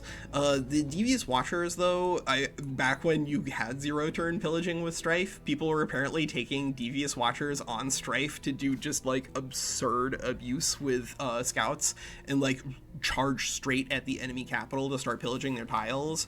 And I kind of think that there's a value there for Devious Watchers. Like maybe I could even rank it up in C if somebody is good enough to do that.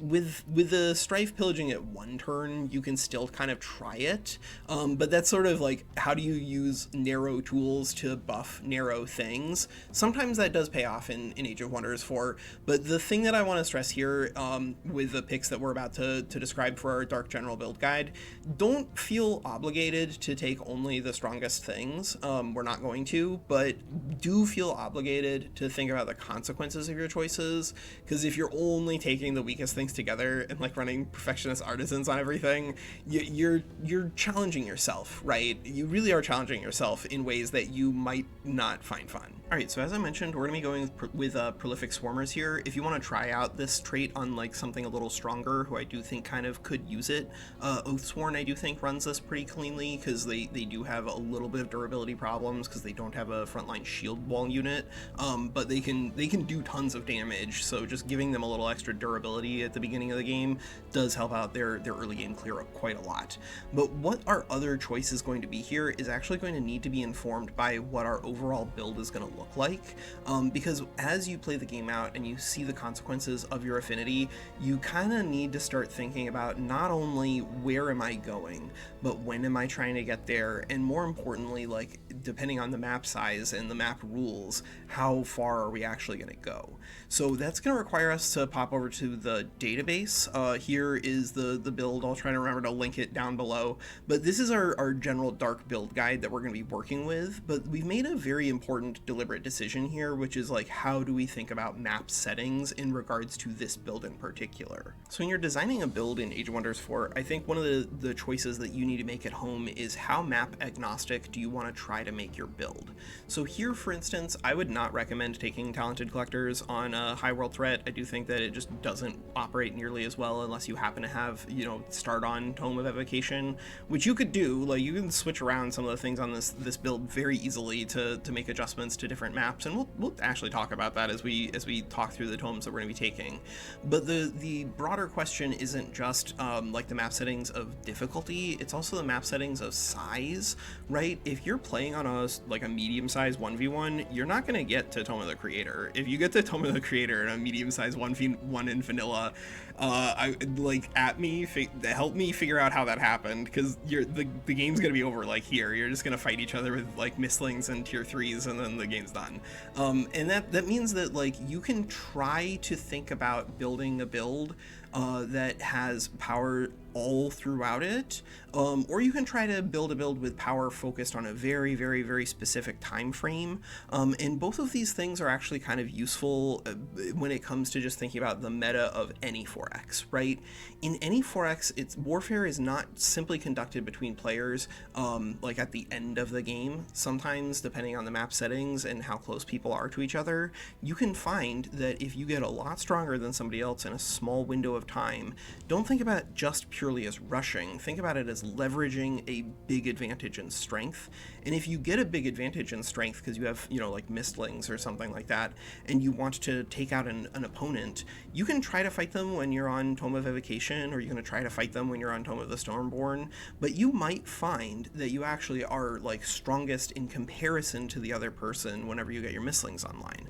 So one thing that I do think that you can do is try to only, go up to X number of tomes whenever it comes to planning out your tomes, and then be flexible from there on out. But because of the affinity requirements when it comes to your tomes, and the fact that you're not getting them on your ruler level ups anymore, I do think that you really should be trying to use the database's plan whenever it comes to talking about setting up your faction, so that way you can make sure you have enough of the correct affinities when you need it to be able to unlock your next tome. So as a consequence of the affinities that I want on this build, in order to get the tools that I think will let this be mostly map agnostic in terms of size, we're going to go with Talented Collectors here, but as long as it's either nature or astral, it'll still meet the requirements of building this out, so you can easily swap that in. And then, of course, depending on if you want to start on Tome of Enchantment or if you want to start on Tome of Evocation, that's a pretty easy swap as well. But other than that, we're just covering for tools. That's like one of the things that we try to stress the most in Let's Vivisect Age of Wonders 4, especially towards the end, is making sure that you have a sufficiently dense toolbox to deal with the problems that your opponent is going to present to you. So we've made sure we picked up a little bit of damage. Our late game plan really is going to be trying to leverage the power of Stormbringers, but we're going to try to move basically from Dark Warriors straight into Dark Knights and pick up as few tier 2s along the way as we can get away with, because of the power of Tome of Enchantment functioning alongside our Ritualist ruler, because we're going to be running the Ritualist Eldritch Sovereign. Basically, as soon as we get a Blacksmith onto the board, we can start vomiting level 2 Dark Warriors until we get Dark Knights online, and like save a ton of gold in terms of getting units onto the board, and really only sacrifice a tiny slot of quality due to the way that Prolific Swarmers and the way that we've built out our Dark Warriors will work for us. But this is the kind of economic planning that I think you mostly want want to be doing in terms of your build, I would really strongly discourage people from thinking about the game from the perspective of, all right, well, if we're gonna get Tome of Evocation as our second tier 1 tome, then we'll try to unlock Lesser Storm Spirit by like turn 15 and then get one evolved by like turn 19 and have these very fixed plans in terms of the amount of resources that they're getting, because that's really not the way the game is going to work. You're going to be getting a lot of resources just sort of like whenever you can, but because it's whatever the map is offering to you and whatever you're strong enough to actually take, it means that your economy really is like a probabilistic nightmare. You can describe it like, all right, I have a 75% chance of getting 45 production on this turn, but I would really strongly discourage you from planning that way, and instead planning the way we're doing it here, right? We just have a plan. The plan is that we're going to utilize powerful Dark Warriors early when we're trying to do clear. Then we're going to move into Tome of Fey Mists. Tome of Fey Mists is going to operate as like a pretty big power spike for us as Dark, because Fey Trick counts as a base attack and it's a ranged one shot. So this means that these guys are going to auto proc a weaken stack whenever they fire, and that just means that Mistlings are really nice for anybody who's trying to mess around with Dark. This being able to auto proc on weakened makes your clear a lot faster, and that is going to be why we're kind of moving into Stormbringers as our final target here, because Stormbringers kind of just going to do everything for us. They're great. These are probably a little bit worse than Pyre Templars, but probably only a little bit worse than Pyre Templars, and I really like the overall tome. But as we go through the other tomes here, some of the choices here you can swap out entirely, right? We're mostly doing a bunch of Materium things because I do think that Tome of Enchantment, the economy generated from Awakened Tools, is really powerful if you can use it well, and the tempo from starting on your summon is also really good here, because despite all of the efforts that we're going to take to try to make our Dark Warriors as durable as possible, they'll sometimes die. Like, that's okay. They are cheap, they're expendable. You're trying to sacrifice them for tempo and use your Ritualist. Go into the AoE heal for this guy for sure. I think the AoE heal actually is probably just the way you want to go most of the time, whether you're in auto resolves or PvP fights now, because it really is like mini mass rejuvenation, and that's a hell of a thing. But onto the tomes that we've selected. A lot of people will talk about this when we get back to doing the tier list for all of the tomes, which will be the final section here. A lot of people think that Tome of the Creator is unplayable now, but that really does depend on what your rules are in regards to Tectonic Shatter, and like how often people are allowed to cast it. But I think as long as they're allowed to cast it at least once, the Tome of the Creator is a playable tome, because it is a ridiculous spell, and it's going to be something that we're going to try to leverage because of the different tools that we're going to see in our build as we build things out. But that's sort of just like the overview for the Dark General Build Guide. The tomes that we're going through are going to lead us through the different tools that we need. We have a cleanse here. If you can't afford Tome of Dragons because you swapped this out, then you can just take Tome of Alchemy. Honestly, Tome of Alchemy might legitimately be better than Tome of the Dragons right here, because we're really only using this for the heal. But like, sometimes you can do that when it comes to your tomes, because of the way that research works, right? If you're working from Tome of Dragons over to Tome of Stormborn, rather than researching all this stuff here, research all the leftover texts from down here, and you'll get way faster knowledge scaling to get to Tome of the Stormborn, because these things are going to cost like 300 knowledge, and these things are going to cost like 900, and so you can just like tech 3 times faster and get to your Stormbringers that much faster if that's what you're driving with. But like, that's the basic plan, right? Is come up with a way that you can have power available to you pretty consistently throughout the game, and make sure that you're scaling in some direction or another. The other Materium tier 3 tome I don't think is particularly good, so without further ado, let's get to the last section, which is the tier list tomes 1 through 5. So we have to like open our discussion on tier 1 tomes by throwing a big asterisk on this, which is of course, what do you start with? Because the starting tome is actually, I think, a separate tier list, maybe even all on its own. I'm not going to do it, but that could be another really interesting take on this, because like, we're kind of assessing things here both from the perspective of starting with it or the perspective of picking it up as your second one, but those really are pretty different because of what happens to your overall economy. So here in the S tier, unsurprisingly, we still have Cryomancy, Evocation, Warding, and Alchemy. Alchemy is a little bit worse now that they've fixed up the anti-magic tincture to not be like counter-target all debuff strategies. This is, thank you so much, Triumph. This is much less oppressive, but like these are still generically the best tomes in the game because of what they offer to you. So one of the things that you need to be thinking about on any tier 1 tome is, do I have a summon? A summon is by far and away one of the most powerful tools on your starting tier 1 tome because of what it does to your tempo. Remember, we're talking about a world where we're trying to take as many fights as we can because that is what is going to scale up our economy as quickly as possible. And so starting with access to a tier 1 summon or a tier 2 or just any summon at all here on your tier 1 means that you can immediately start adding military strength to support your stack while it's on the field. Because draft units, you know, things like a White Witch here, this is going to be produced in your city center unless you have an SPI that lets you build elsewhere. So that means you're going to be missing, you know, a couple of turns of that unit just walking around. But more importantly, these are just like really cheap. You know, 60 world map casting and 60 mana is something that you should be able to afford a couple of times. And so this is something that gives you a giant tempo advantage over anybody who does not have a tier 1 summon on their first tome. You can try to fish around for your summon on a later thing, or you can like do substitution on summoning through skeletons if that's your vibe, but you know, watch the Necromancy general build guide. I think there are better things to spend your souls on. But like Tome of Cryomancy, I do think remains probably the strongest in the game because of the other parts of the package, and that's going to help us like sort of frame the entire rest of the list here. It has access to unit damage enchantments. These are just one of the best forms of damage and scaling in the entire game. They're going to help you out at the very beginning by helping you shred models. They're going to help you at the very end by helping you stay competitive on damage. We have a strategic layer damage spell. This is something where it does depend on if you're playing on mods or not.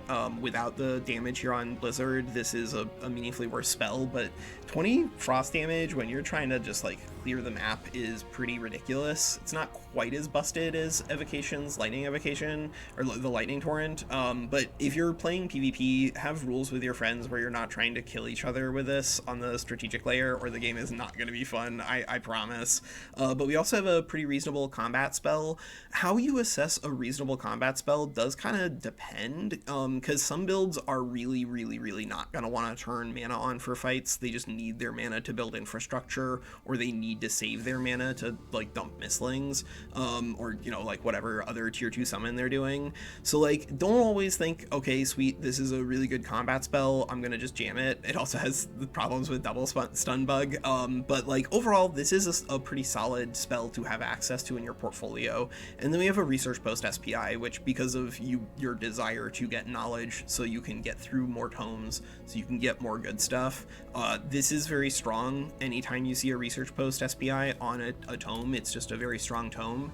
And so that is like kind of the defining tome really, both for the S tier as well as just like for the remainder of the tier 1s. Cryomancy has basically all of the utility rolled up in one.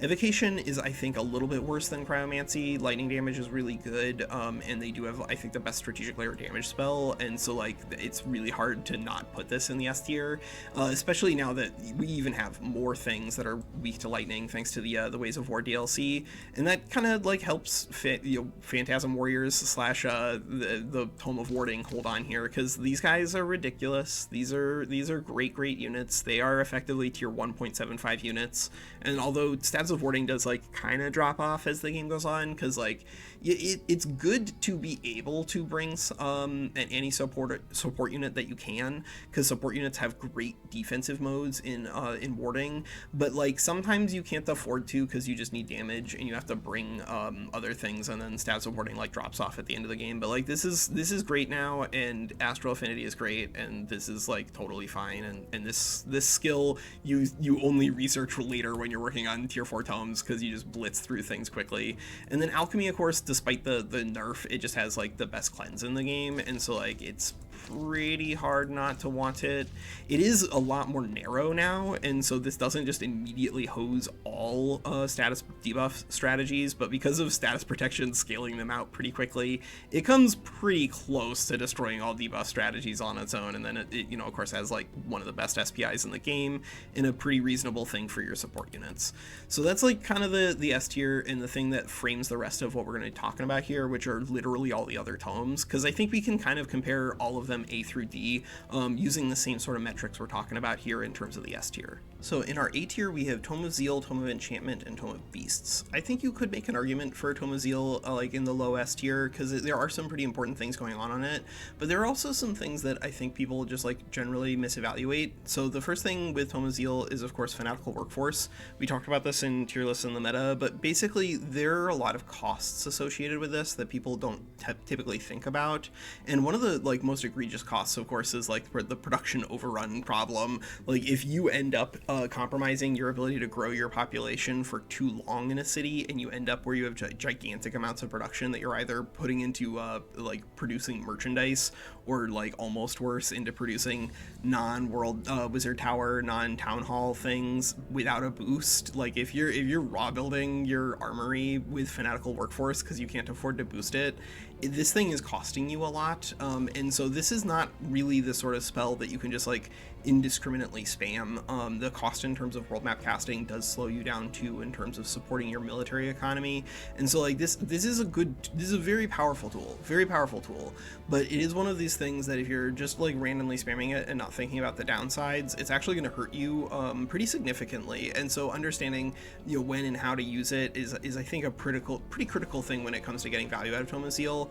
Now Legion of Zeal is like one of the reasons why I think you could still make an argument for this thing in the S tier, simply because it does interact pretty favorably with Tome of Cleansing Flame. Now the SPI, and whenever we get to this, we'll discuss why this one is like one of the best tomes in the game right now, but the SPI here does allow you to produce faithful units, so like you don't have to actually use Tome of Zeal in order to use Tome of Pyromancy. Or Tome of Pyre Templars, really, but like it does certainly help, and having something that interacts favorably with something really powerful is like always good. Tome of Enchantment has great economy going on.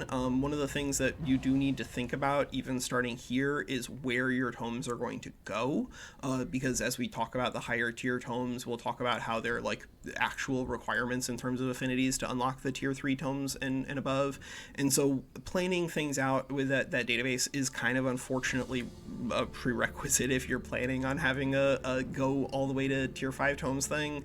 But enchantment is just like great in terms of value, and it's also something where we're again not really looking to focus exclusively on synergies, but we're trying to find things that fix problems for us, and one of the things that can help out a lot is Sundering Blades automatically proccing the Sundered defense, because that is going to be shredding status resistance anytime this thing comes down, and so that means that any sort of shock unit, including Dark Knights or Dark Warriors, are going to be really busting face with Sundering Blades. Just a lot of extra damage there, and so assessing not just the tome in a vacuum, but the tome in regards to what your build is specifically doing can actually be useful. It's not to discourage people from thinking about synergies. That's not the point of these videos either.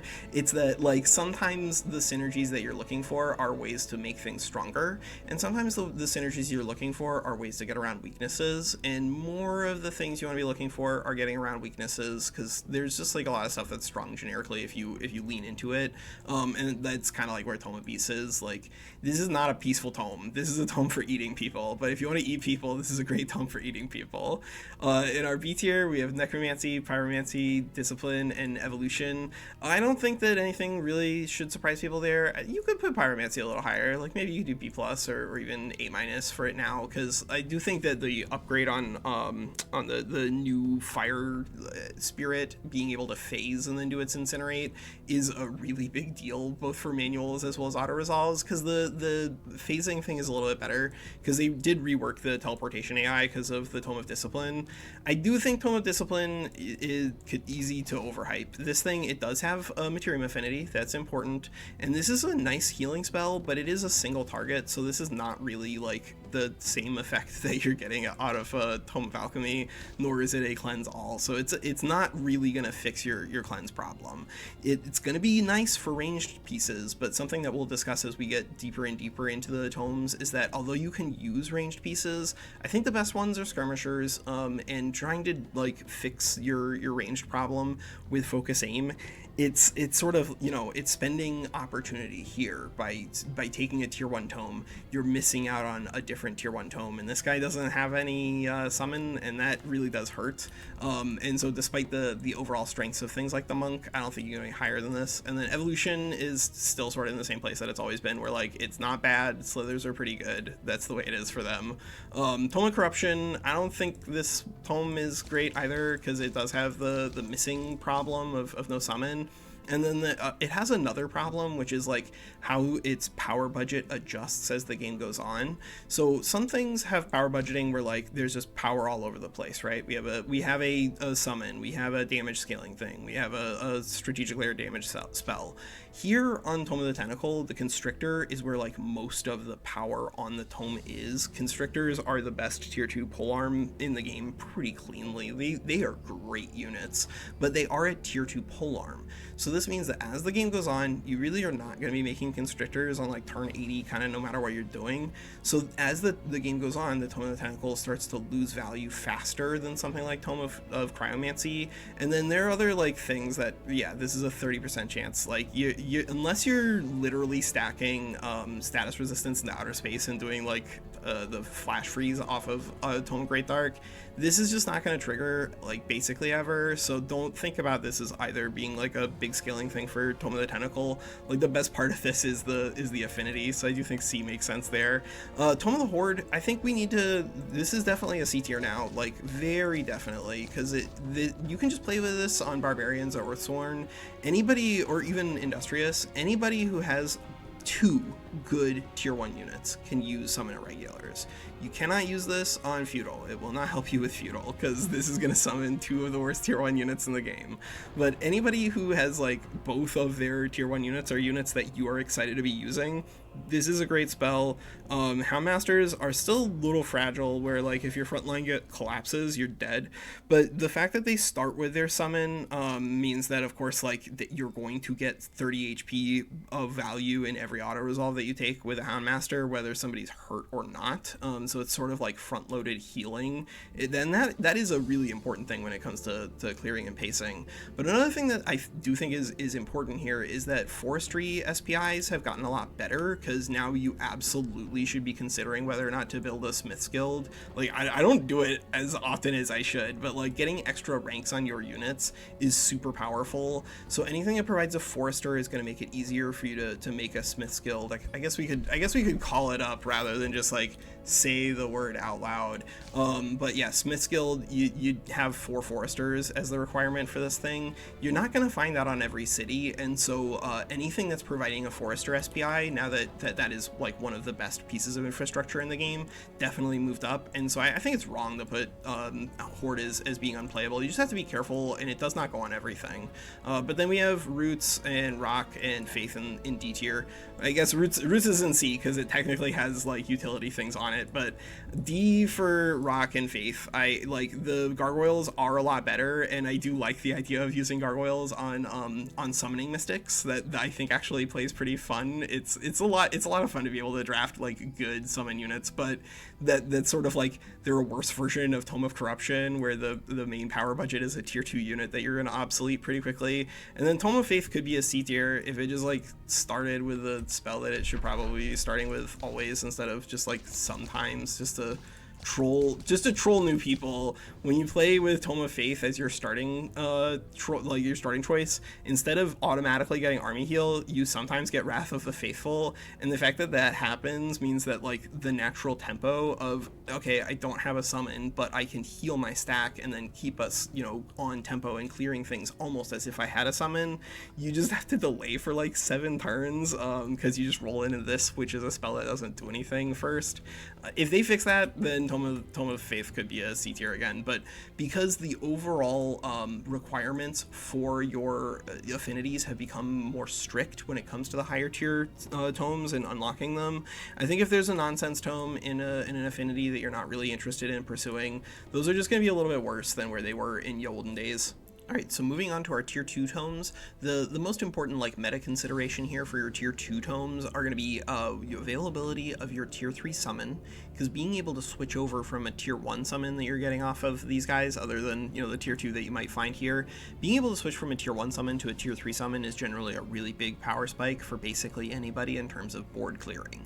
It doesn't necessarily mean that if you get a high quality tier 3 you have to go attack somebody. You do sometimes find the opportunity to do so if you're playing with Tome of Famous, because like if somebody is not prepared to fight against mislings with other things, like they can die pretty quickly. But even if you aren't like trying to be on the hunt, getting a tier 3 that you can actually rely on in order to help you clear the board is a pretty nice little buff. It's just that not everybody is going to find one here on these different tomes, and so that is going to be a critical part of the value. But then the other thing that you want to be thinking about is not only how the tier 2 tome is going to set you up in terms of affinities for everything else, but how it's going to set you up in terms of leveraging existing properties, anything that's already on the board, because anything that you research here isn't just, you know, in a vacuum, it's impacting the game that's already happened because you're on these tier 2 tomes. So what is our structure here? So our structure here in S tier, we have Tome of Famous and Tome of Revelry. I don't think that should really surprise anybody. Like, you have a really solid damage enchantment, you have EXP scaling on your heroes, you have like one of the only potentially usable support units in the late game, and then of course on Tome of Famous you have like the ability to create probabilistic nightmares for your opponents. Are they going to kill that misling in one hit or two? I don't know. You're not going to know until you take the attack, and that is a really scary problem for your opponent, because it means that you're not only creating like defensive scaling for yourself through mists, you're also creating like offensive action economy problems for them. And so I do think, even though the accuracy problem has rightfully been reduced from 60% to 45% max in terms of claiming mists, this is just a really powerful tome. Same with Revelry, very, very powerful tier 2 tomes. In our A tier, we have Tome of Souls, Constructs, Shades, Summoning, and Mayhem. Without Infectious Insanity, I do think it's difficult to put Mayhem any higher than A tier, or even like maybe B+ tier, but it did get access to a new tool.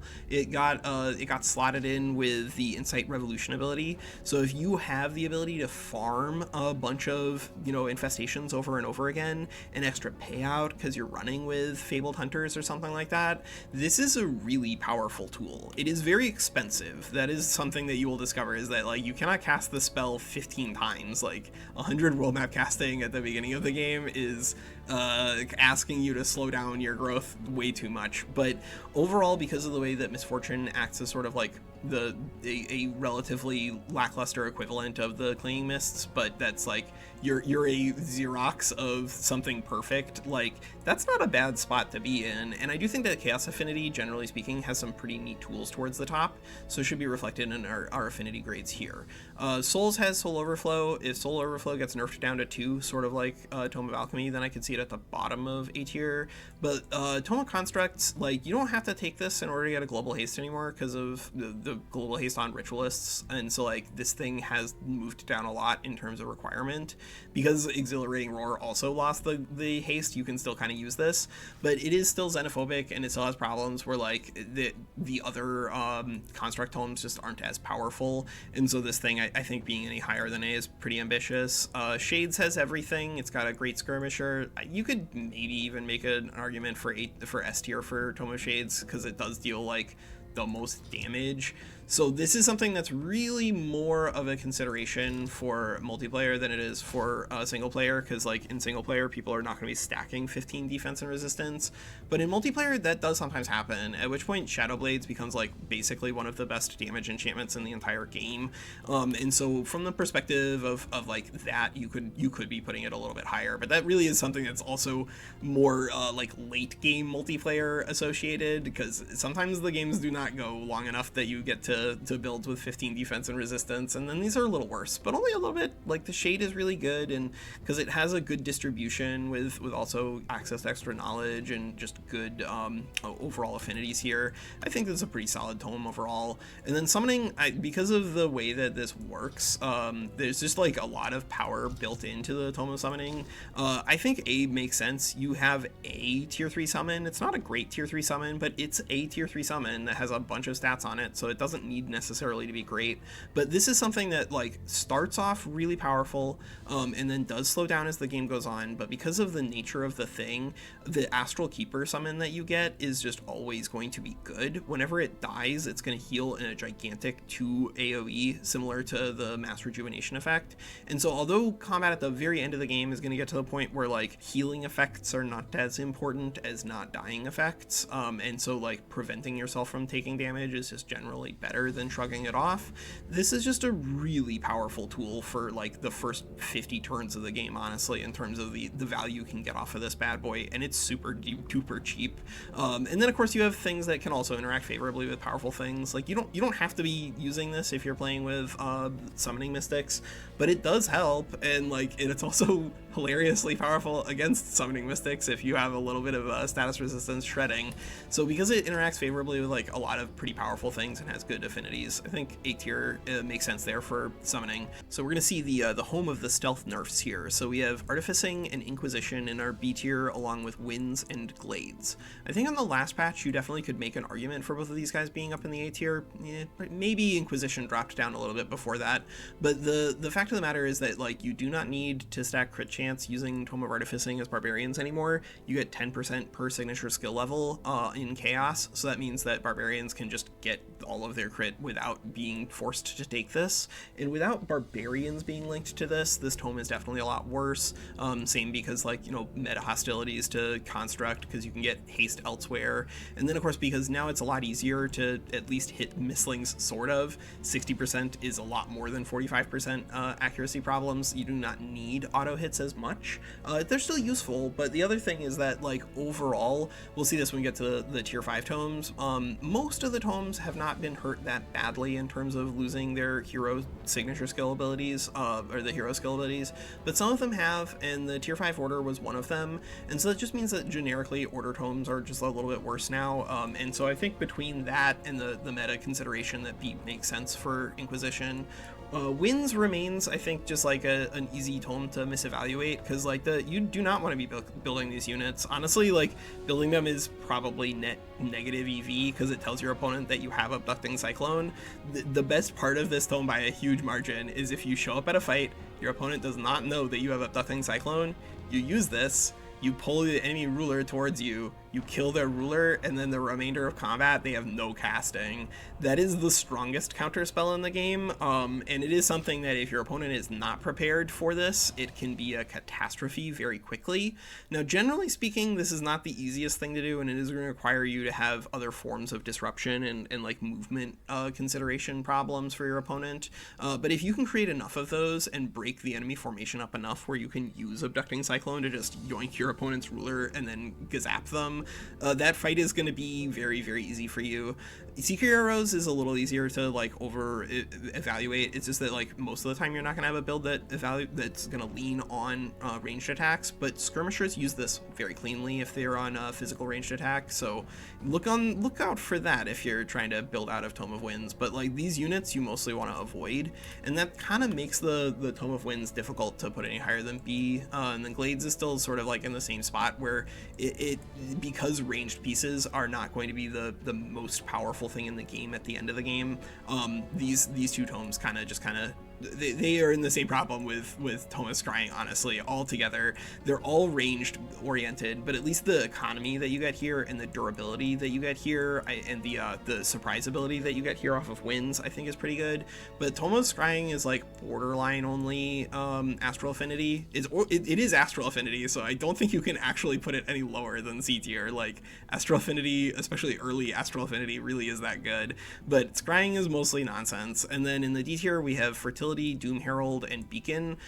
Fertility is definitely worse without the hero skill. It's probably one of the only ones here that meaningfully has been hurt by losing the Revitalize, but Revitalize was a mini mass rejuvenation. That's a very powerful thing for auto resolves in fights. And then in the Tome of the Doom Herald, unfortunately, because of the way that the new Renown system works, everyone's gonna have like 10 or 15 more morale in most of the fights in most of the games. So Cause Despair is just worse. Like any sort of morale routing strategy, honestly, is just worse because everyone's gonna have 5, 10, 15 extra morale on everything. And then also some of the powerful tools here, like summoning mystics, are gonna be able to outscale your morale damage so much that you're really getting nothing here other than the evil SPI. And then Tome of Beacon, even though yes, tier 1 units are better, that doesn't really change the math in regards to the way Mighty Meek and Lightbringers work and all that stuff. This is just not a great tome. So before we talk about our S tier, tier 3 tomes here and like what's going on here in terms of evaluation, I do think we need to have a brief conversation about how dual tomes are going to work moving forward. So in any dual tome, you actually only need any combination of the right affinities in order to unlock it. As a basic rule, you need 3 in order to unlock a tier 3 tome. If it's a mono culture, then it means it has to be like 3 chaos in order to unlock Tome of Devastation, and it has to be 6 chaos to unlock Tome of Demon Gate, and then 8 to unlock Tome of Chaos Lord. But if you're trying to unlock something like Tome of Cleansing Flame, because it is a dual affinity, you actually can do a mix and match and do any combination of those. You can have 3 order, you can have 3 chaos, you can have 2 and 1, 1 and 2. Any combination of them will work. And so what that means is that dual affinity tomes are just a little bit easier to take than the other ones. And what ended up happening apparently in terms of Eldritch Realms development is that both the Tome of Cleansing Flame and Tome of Corruption started as tier 4 tomes, but despite being dual affinity, for some reason the testers were having difficulty unlocking them pretty consistently, which like just build arcane laboratories. Like getting to these as a tier 4 dual affinity should not be impossible on anything other than like really small maps. And so what ended up happening right before release is that Triumph said, all right, well, if people are not unlocking these tomes, they're not going to be sweet, so just downgrade them to tier 3s.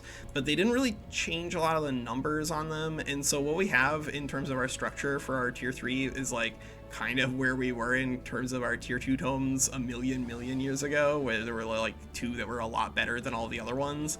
And here we kind of have 3 that are just like a lot better than the other ones, and 2 of them are kind of what feels like a game design mistake. All right, so what are we getting here on Tome of the Cleansing Flame and Tome of Corruption, our 2 big problem children from Eldritch Realms? Well, on Cleansing Flame, we still have functionally a tier 4 tome, just kind of like vibing in tier 3 tome space. Pyre Templars are probably the best unit in the game. There isn't the Zealous tag here on this card, but they do naturally have Zeal, which means that naturally the way that Pyre Templars are going to work is that because they're smaller models, they're not going to be weak to pole arms, but a lot of the other late game things are going to be, so they're going to have an innate advantage there, but then their innate advantage is going to be further reinforced by Tome of the Cleansing Flame having the best strategic layer damage spell, probably, because this combines basically all of the strength of Flash Freeze with the strength of Lightning Torrent, where you're not only doing a bunch of damage, but because of the Condemned thing interacting with your units innately being zealous, you're going to be doing a bunch of extra damage. And then of course Condemned is -3 status resistance instead of -5 off of Flash Freeze, which means that like you can't use it to guarantee stuns as easily, but that difference really is not as big as people would think.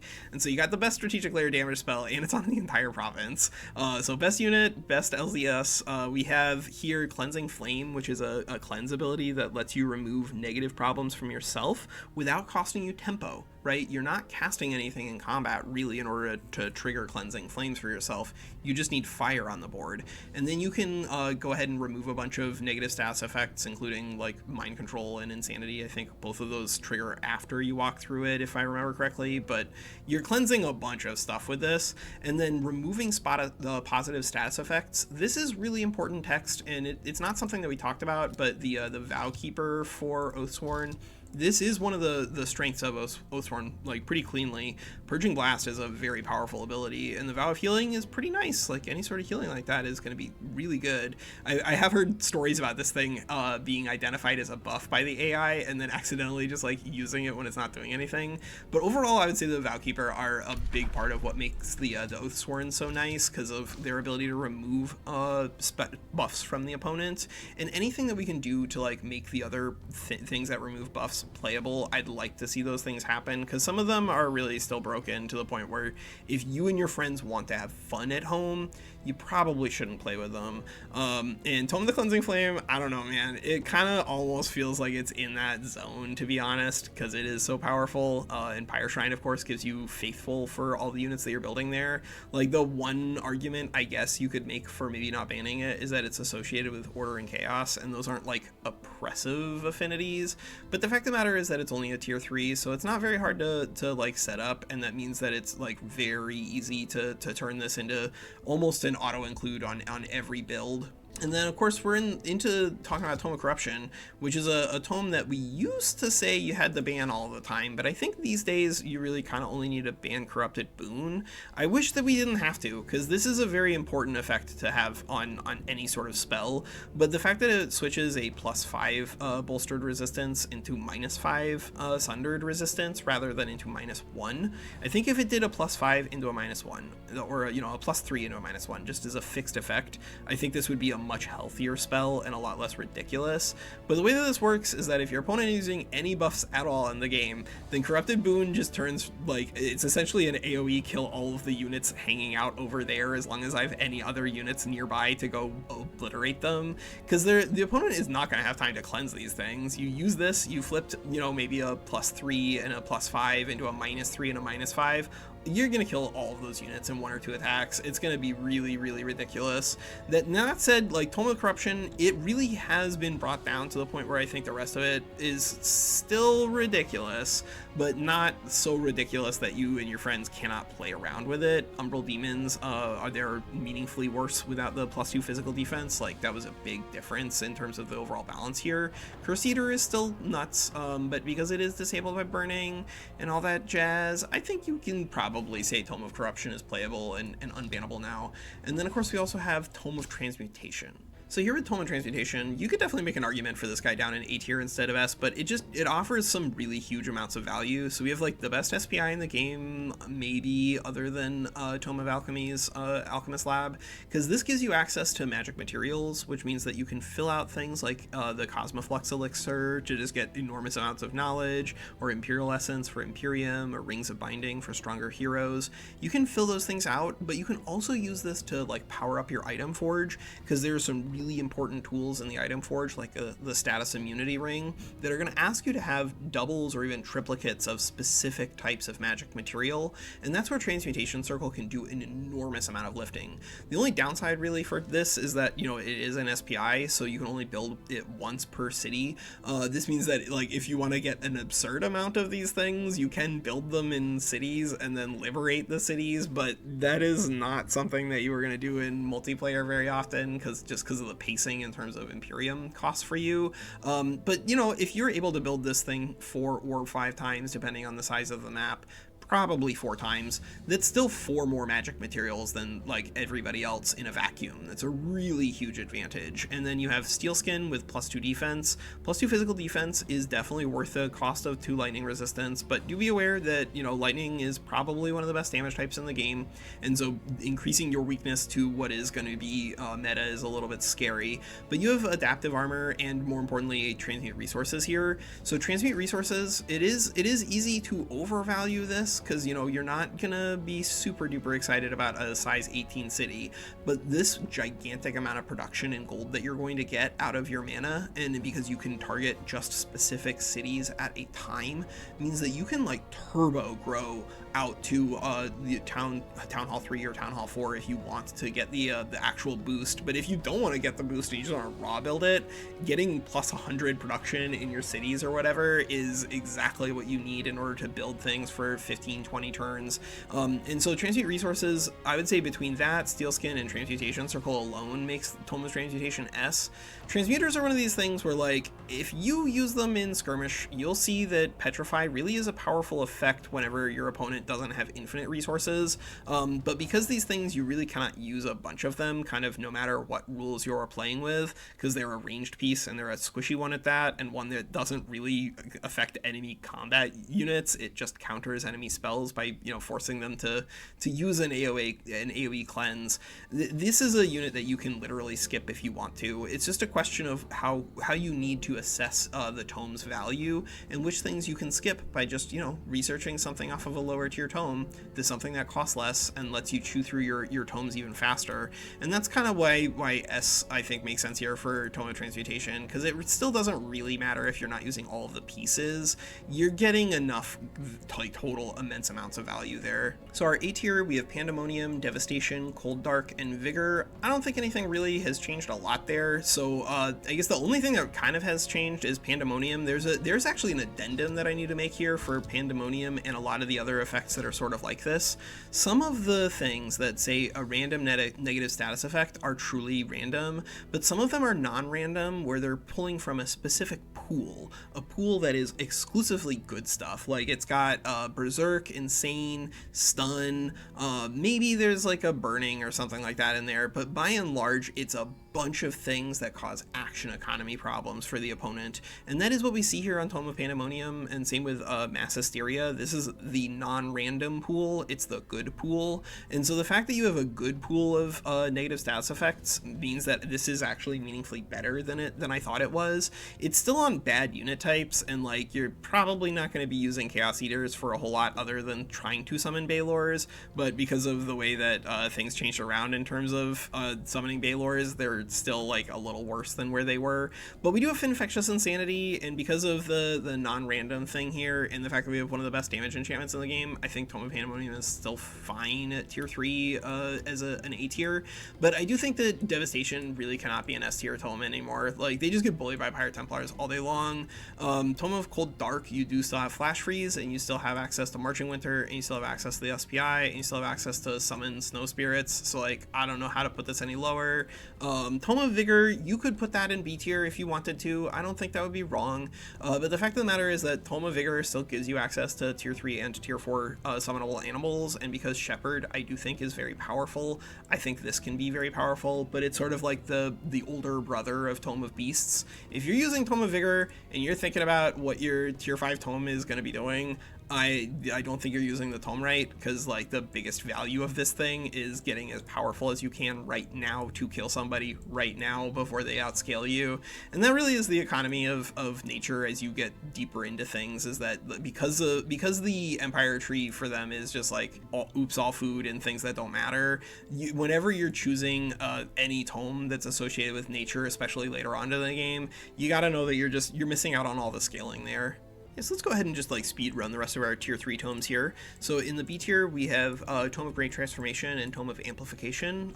Great Transformation still has the problem of like, especially if you're playing multiplayer, you're going to run into Pirate Templars a non-zero amount of the time, and all your dudes having gigantic amounts of spirit and fire weakness means that they're going to have some pretty lopsided combats. And so that means from a meta perspective, it's tough to give them an A tier. I think in terms of raw power, it's probably up there, but like, the fact that you could just get rolled by something that is unbelievably powerful in the meta means I do think any higher than B is kind of being ambitious. And then Amplification is still like very solid on Stormbringers, but there aren't a whole lot of tools that are going to be trying to use Amplification long term, just because like ranged pieces do have some problems in the game. And then because this is no longer in tier 2, where this thing was an S+++ tier, you just don't have the time for Amplified Minds to really pay itself back the way that you would hope so. And so like, this thing being any higher than B really it has to be build dependent, but I would say most of the time as a tier 3 tome, B makes sense for Amplification. C's, we have Sanctuary, Teleportation, Dragons, and Dreadnought. Sanctuary, I would say, because overall order tomes are just not like super powerful right now, you don't really have to take this, but Keeper's Mark is pretty good, and if you cleanse it with Cleansing Flame, then this thing is more like an A, because apparently you can cleanse the pacified effect off of Sanctuary using Cleansing Flame. I don't know if that's a bug or not. If that's an intended thing, then I guess we could probably put Sanctuary here, but I assume that that is a bug. But if you can consistently remove Pacified with Cleansing Flame, interacting with the good stuff is good, and that turns these things into being very, very annoying to kill. Your Pirate Templars, if they are immortal, do cause problems for people. Teleportation, this one is really niche. It does work really well on summoners because they can like summon another fire spirit onto the field if they've cast a chaos spell, and then that thing can go ahead and use different abilities like True Death Magic. But outside of narrow and specific situations, most of what you're getting here is Astral Affinity, but that still remains like useful enough that you can consider this tome playable, because when you get to the tier 5 tomes, those things need some work because there are a lot of stinkers. But I think this is like 85% of the value is the 2 Astral Affinity. The Tome of Dragons, they're still sort of in the same place where like there are some parts of this that are cute. Draconian Transformation is nice. We're not going to be using it on the build that we're talking about, whether or not we are working with Tome of Dragons, or if we just bail to go to Tome of Alchemy because we're a chicken. But Tome of Dragons does have some value things anyway. You have an AoE status clear. This is an expensive one, so you can't just like jam this at all of the time. But having any sort of cleanse is a nice option. And of course we have a Research Post SPI. And it's not just any random Research Post SPI. This is something that we're not going to leverage in this build, but if you just build a bunch of like Frost Wyverns, they're really nice. Frost Wyverns are pretty messed up. I don't know why the other Wyverns don't have breath weapons. It would be nice if they did, but Frost Wyverns are really powerful in terms of their bang for their buck. And the dragons, these things, do not think you're going to be using a lot of them if you're doing auto resolves. They're just going to die a lot. That's the way it is. But if you have tools to keep them from dying a lot because you invested elsewhere, like maybe you took the Tome of Sanctuary and maybe you have some stun effects around, so that way the AI doesn't just chuck these off into oblivion, or you have lots of extra movement points on your entire army, so even if they try to chuck themselves off into oblivion, everybody else is keeping up with them. But if you're not doing something, the dragons are mostly going to die, and the payoff for them evolving is that they like evolve when everybody else is getting their mythics online anyway, so the value there is pretty narrow on the Tome of Dragons. And same with Tome of Dreadnought, like because the other constructs are worse. Whenever we get to our tier 4 tomes, we'll talk about that, but the Golden Golem in particular is worse now, and I think that means that Dreadnought does need to be evaluated as being a little bit worse because the top end payoff for them is not there. And then in the D tier we have Tome of Cycles, Terramancy, and Inquisition. No, Subjugation. Yeah, Subjugation. Cycles still just kind of doesn't do a lot. I think if they made the Druid of the Cycle a racial tier 4 support unit, I'd be all here for it. I think that would be super interesting and could move this thing up a couple of grades, honestly. Maybe even low B. I don't know. It kind of depends on what's going on over there, because that's a huge difference in terms of the Druid of the Cycles scaling. But like the way that the Druid of Cycles work right now is that it mostly doesn't help your auto resolves that much, and it's only useful in manual combats if you're doing fancy things like mind controlling their units to try to sacrifice them. Terramancy is still mostly not playable. Like people can grow to size 30 cities using this, but you don't need to grow to size 30 cities, and that means that this thing doesn't do a lot. The SPI is better, but the new SPI does make this tome better, but it's still like a narrow tome that doesn't pay out particularly well as you get to the higher tier tomes, so you can mostly skip it. And then the Subjugation tome, again, because all of the morale things got worse, this just is not, this is not the bee's knees. You can play with it, I don't want to dissuade people from having fun, but just be aware that if you're playing with it and you're losing a lot and you're getting frustrated, it's not your fault. This tome is not good, and that's just kind of the way it is. So our tier 4 tomes here are going to be sort of like an immediate vibe check in terms of how long you think your game is going to be going. I've taken the liberty of putting Tome of Crucible above Tome of Calamity, but I do think that on any sort of map where the game is going to be going a little bit longer, then Tome of Calamity is going to outscale Tome of Crucible pretty quickly. But Tome of Crucible is like a weird tome because it is sort of like the all-in tome of all-in tomes. 95 to 99% of its value is here on Lava Burst, but Lava Burst being an unbelievably powerful spell. because we have an auto proc on slowed and a 2 hex radius plus, you know, like a bunch of random damage. But that 2 hex slowed is really the highlight here. But what this means is that unlike all the other tier 4 tomes, which are sort of like paying you off for getting the tier 4 tome and then rolling out the technology there, the real benefit from Tome of the Crucible is that you just get this enormous power spike as soon as you hit Tome of the Crucible. And so if you're trying to leverage this thing and get it to perform at a high rate, then don't try to think about this exclusively from, all right, what do I do once I get this thing on and then 15 turns down the road? Get this lava burst while you're like already at war with somebody and like 3 turns off from your big fight, and then you research this right before the big fight and just decimate them. But if you can do that, if you can show up while people are still just like messing around in the beginning of their tier 4 tomes, this is one of the best spells in the game. It really is. But if you're thinking about things from like a longer standpoint, then pretty obviously Tome of Calamity is going to be better. There's some limits to the power of Tome of Calamity here.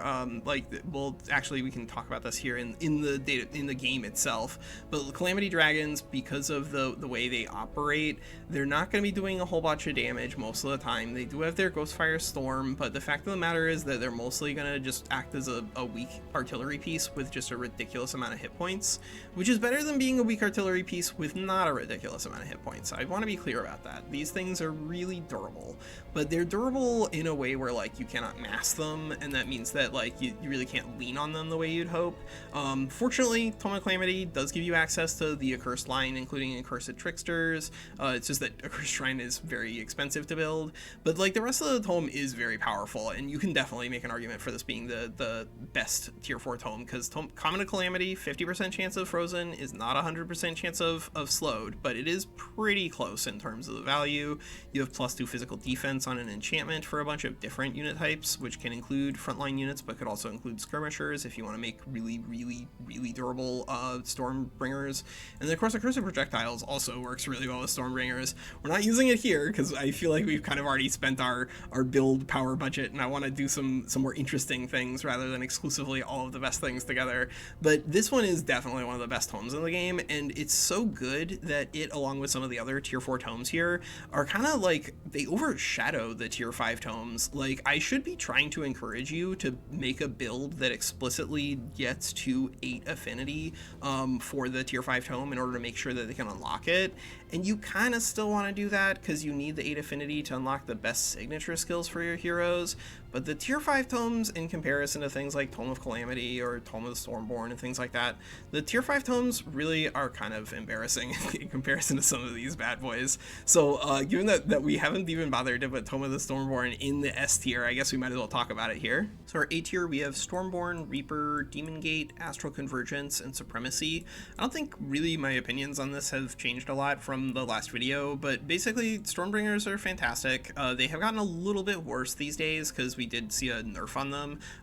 Went ahead and took the attack here, the Stormbringer throwed Storm Trident, and now it's down to a 1 cooldown rather than being something you can super spam, but it's still a base attack, which is why we're trying to use Stormbringers here as a core of our military playing as Dark. So ideally we're going to go with Dark Warriors into probably Mistlings, into Dark Knights assisting the Mistlings, and then all the way up into Stormbringers as sort of our top end for this build, because Stormbringers really do everything. They do a bunch of extra random damage with their Storm Strikes, they do a bunch of extra random damage with Storm Tridents, and because this is a bunch of lightning damage, if we have something like, you know, Downpour making everything wet inside the combat, or Lightning Storm giving us extra wet on everything and lightning damage, you can just do a lot of damage here with these guys. Naga Transformation, Slipaway does not add as much durability as plus 20 hit points, but it's kind of close to plus 20 hit points. It can definitely slip you away into dangerous scenarios. Do be aware of that, and because it can do that, it is pretty mixed in terms of its like evaluation over a long term. But if you're just evaluating what it's doing in combat, if it makes a unit take an entire extra turn out of your opponent to kill it because you just got, you know, randomly lucky on the attack, that can be another thing that creates just a nightmare scenario for your opponent in terms of their pacing, because they have to respond to the things that they are doing in order to plan their turn out, and that's just really dangerous. Stormports, these aren't actually as bad as I thought, but they really do, you have to have 4 cities really for this, and kind of all of them have to be coastal in order for this to really pop off. If you're there, then this can be pretty solid, especially if you're doing like Tome of Transmutation and Transmutation shenanigans there. Then that's kind of what we're planning on doing for our late game economy here, to just build everything. But Bounty of the Sea, even as Dark, probably not going to cast this very often, but the affinities are pretty nice. Reaper, we already talked about this in the Necromancy build guide, but basically, in order for this to perform, you need to make sure that you've taken something with souls beforehand, so that way you don't show up with 0 souls when you get to tier 4. Then this is a lot slower. But if you show up with, 500 souls when you get to tier 4, because you took Tome of Souls way back when and didn't spend anything, and now you're just picking this up, this is a ridiculous tome. Reapers are ridiculous units. They will do really well for you. I think you could put Demon Gate maybe even lower if you wanted to. It's just that this is RNG the game. So back in the olden days, when it came to using this tome, you used to be able to just take Tome of Pandemonium, use Chaos Eaters, and then as soon as you wanted a Demon Gate, you would research Fight for Power, you'd use that on 2 Chaos Eaters together, and you just get a Baylor every single time. And now you can't do that, because now it seems to be roughly a 50-50 chance between a Baylor and a Calamity Dragon. If it's not, maybe it's literally 50-50, but whatever it is, you're gonna end up with a lot of Calamity Dragons, and as a consequence of not wanting to spam them, this tome is definitely meaningfully worse. It's still like very high payout. If you manage to get 3 or 4 Baylors pretty early with this thing, you're still probably going to obliterate your opponent. But if you just randomly get hosed by the game and you get 3 or 4 Calamity Dragons instead, it's gonna perform like a B instead of a high A. I'm just kind of, or a mid A. I'm kind of assuming that you're gonna get a random distribution, but like a standard distribution as well on terms of Baylors.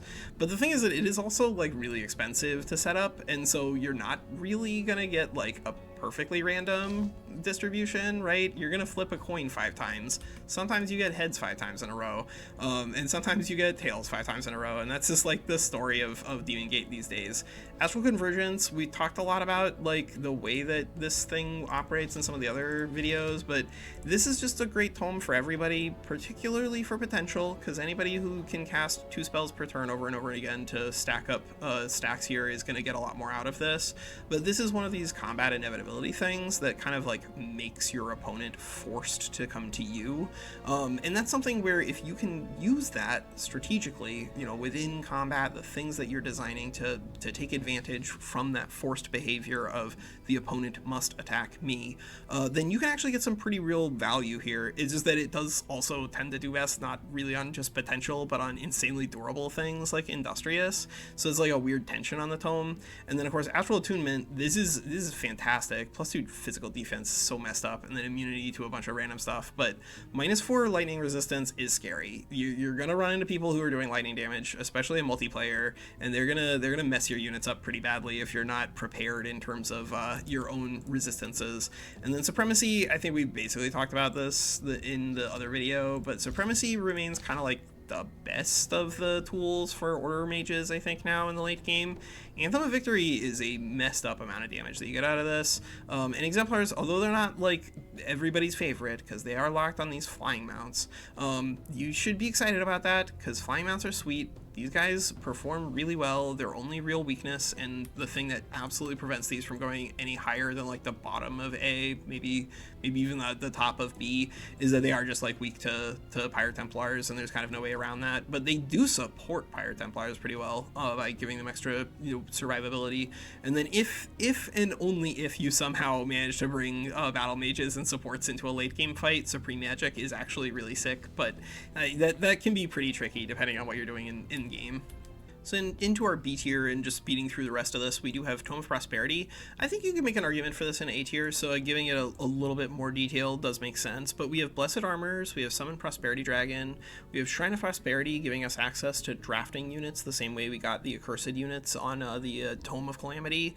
The issue here is that like outside of those 3 things, you're not getting a whole lot, and you're on some pretty awkward affinities. And then like broadly speaking, when it comes to the power that you need in the late game, game. The cleanse that you need, which you really do need in the mid game, you kind of don't need as much in the late game, because people are mostly going to be killing units rather than inflicting like status things and messing up your action economy on like turn 80. On like turn 50, people are going to be trying to stun you a lot, but on like turn 80, they're just going to be trying to kill you. And that means that effects like this do like generally go down as the game goes on. So like, are you excited to be taking a tome that asks you to do weird stuff in terms of your affinity to get some extra survivability, a really powerful cleric that kind of slows down as the game goes on, and draftable units that, although they're nice, you're not gonna probably want 40,000 of these.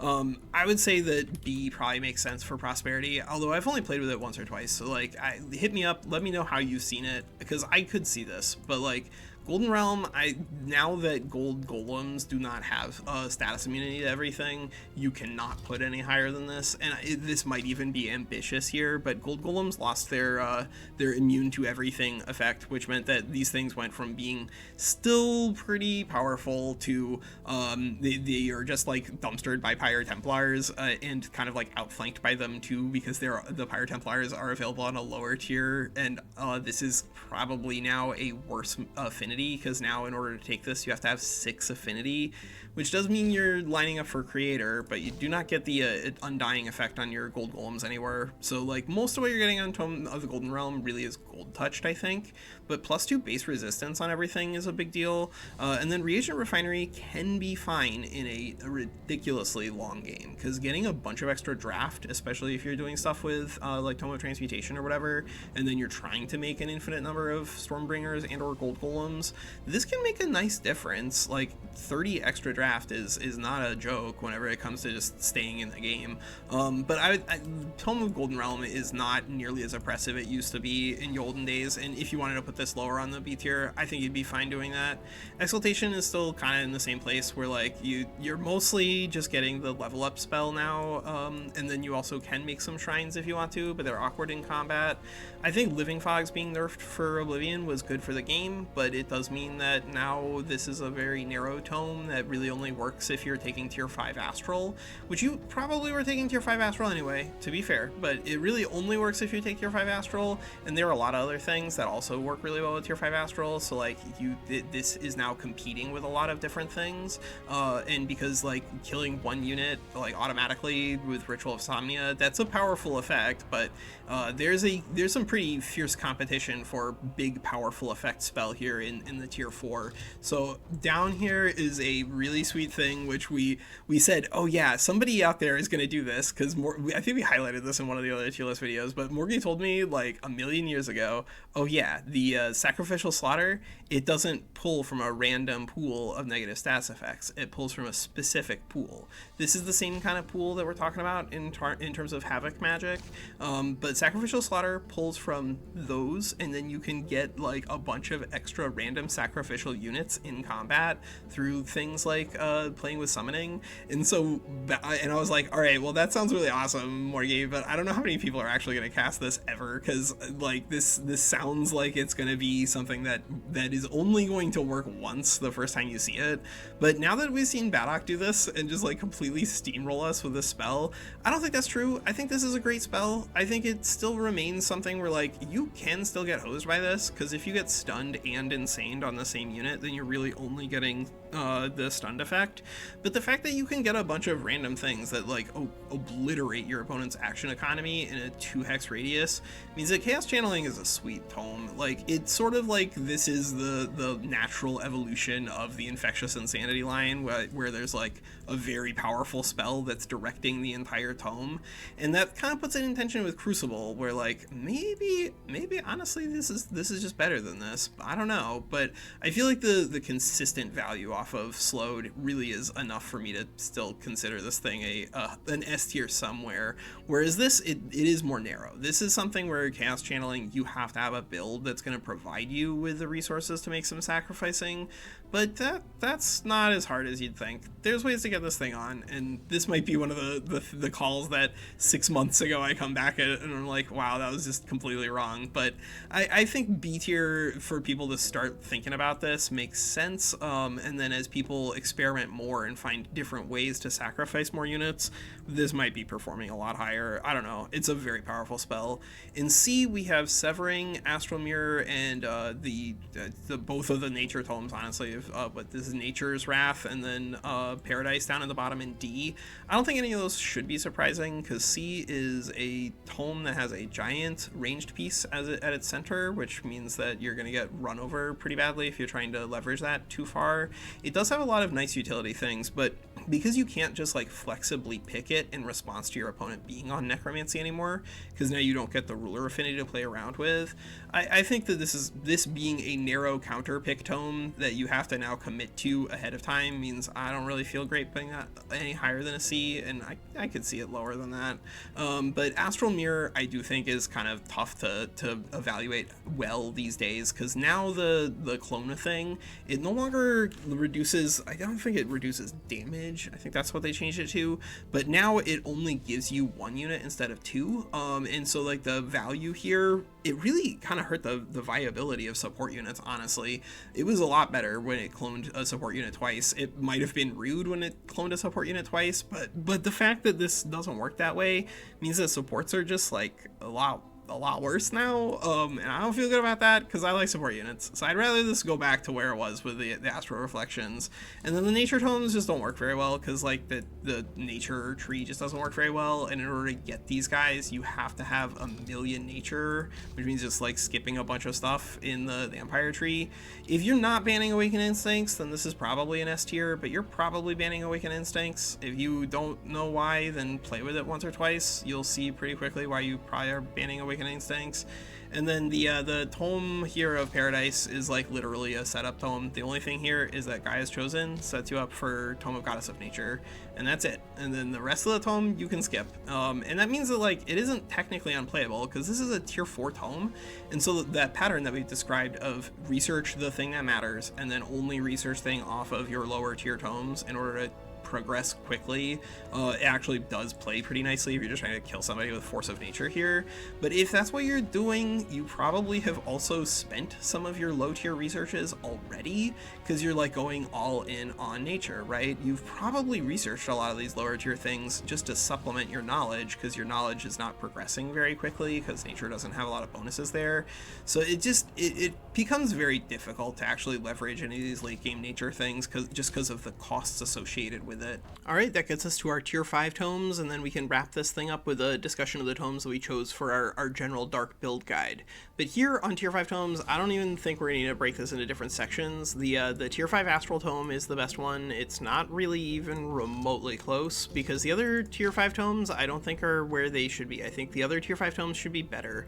This one might be a little bit too good, and I think that that's because of Disruption Wave. This should be a 60% or a 30%, something like that, because it being an auto proc on Disrupted for 2 turns means that Disruption Wave is bannable like basically all the time in multiplayer.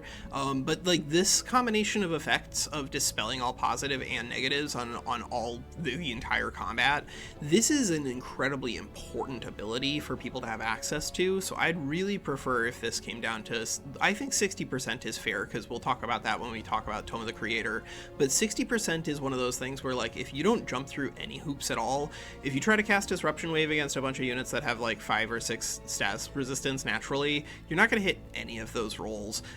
So you have to do some work in order for this thing to disrupt. That's what I think it should do. That's how I think it should function. But even if you are banning Disruption Wave, it doesn't matter. Tome of the Archmage has good stuff in it, and the other tomes are kind of like, they have fine stuff in it, I guess.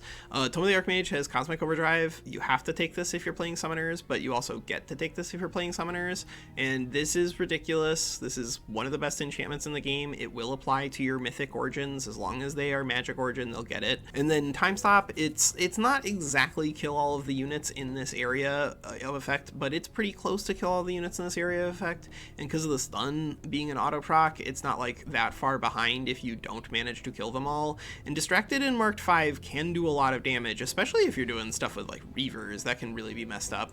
But the thing is that once you start digging around and looking at the other tier 5 tomes, so like here, Tome of the Goddess of Nature, it doesn't matter that this is only 3 spells, and in fact it's kind of good that it's only 3 spells, so that way you can research Force of Nature immediately. But like that's kind of the tome. Like this is a fine spell, I guess, sometimes, but most of the time in PvP people are going to stand on your dead bodies, and you just want to like get the value of the Force of Nature enchantment. But the thing that makes this so good is that, one, they did add this to dragons, but two, it's also never prevented you from applying this to heroes. As long as the hero has one of the appropriate transformations, they'll get this bonus, which means that this is 20% crit chance on all of your heroes. So this is a really powerful ability as long as you're doing that, and does play very nicely if you're doing stuff with like barbarians. The Tome of the Eternal Lord, this is like, it's technically playable now because of True Death Magic and in the interaction with summoners and stuff, but like the rest of the undead things are just not very good at the late game, and we don't have the hero ability like on here, but it's still associated with the Shadow Affinity. But Eternal One is just not a particularly powerful ability, to be entirely honest. Tome of the God Emperor, the Order Affinity, losing access to the Dome here, the Dome of Protection, actually does nerf the Tome of the God Emperor, I think, probably down to B tier. Like, really what we have here is S tier for Astral, we have B tier Order, Nature, Materium, Chaos, and then C tier Shadow. And it's just because there's like a really vast difference here. We've lost the Dome of Protection. Nature was never really broken, it was just interesting and fun. Creator has, you can cast Tectonic Shatter. That really is the strength here though, so like depending on what your rules are in regards to Tectonic Shatter, Tome of the Creator is either like broken or not good. I think that allowing people to cast this once per combat is around the safest spot, but a 60% chance if you do anything to shred status resistance, like for instance if you take as one of your very first things, you pick up things that are going to start sundering defense and then other things that'll help you sunder resistance elsewhere, you can like if you have the Phantasmal Ritual as an Eldritch Sovereign, you can do some work to make sure that this maintains at least a 60% chance. And if it is a 60% chance of stunning, if you cast a Tectonic Shatter like once in combat and strip 10 actions off your opponent over the entire board rather than in a specific area, it's a lot harder for them to cleanse those stuns. So that's just like a very powerful spell. People should not cast this more than once per combat, to be honest, but it is, I think people should be allowed to do it just so that they can play around with some good powerful late game Materium things. And then Call of Titan of the Earth is like a fine thing, but it is really expensive and not really competing with Tectonic Shatter if you're allowed to cast this bad boy.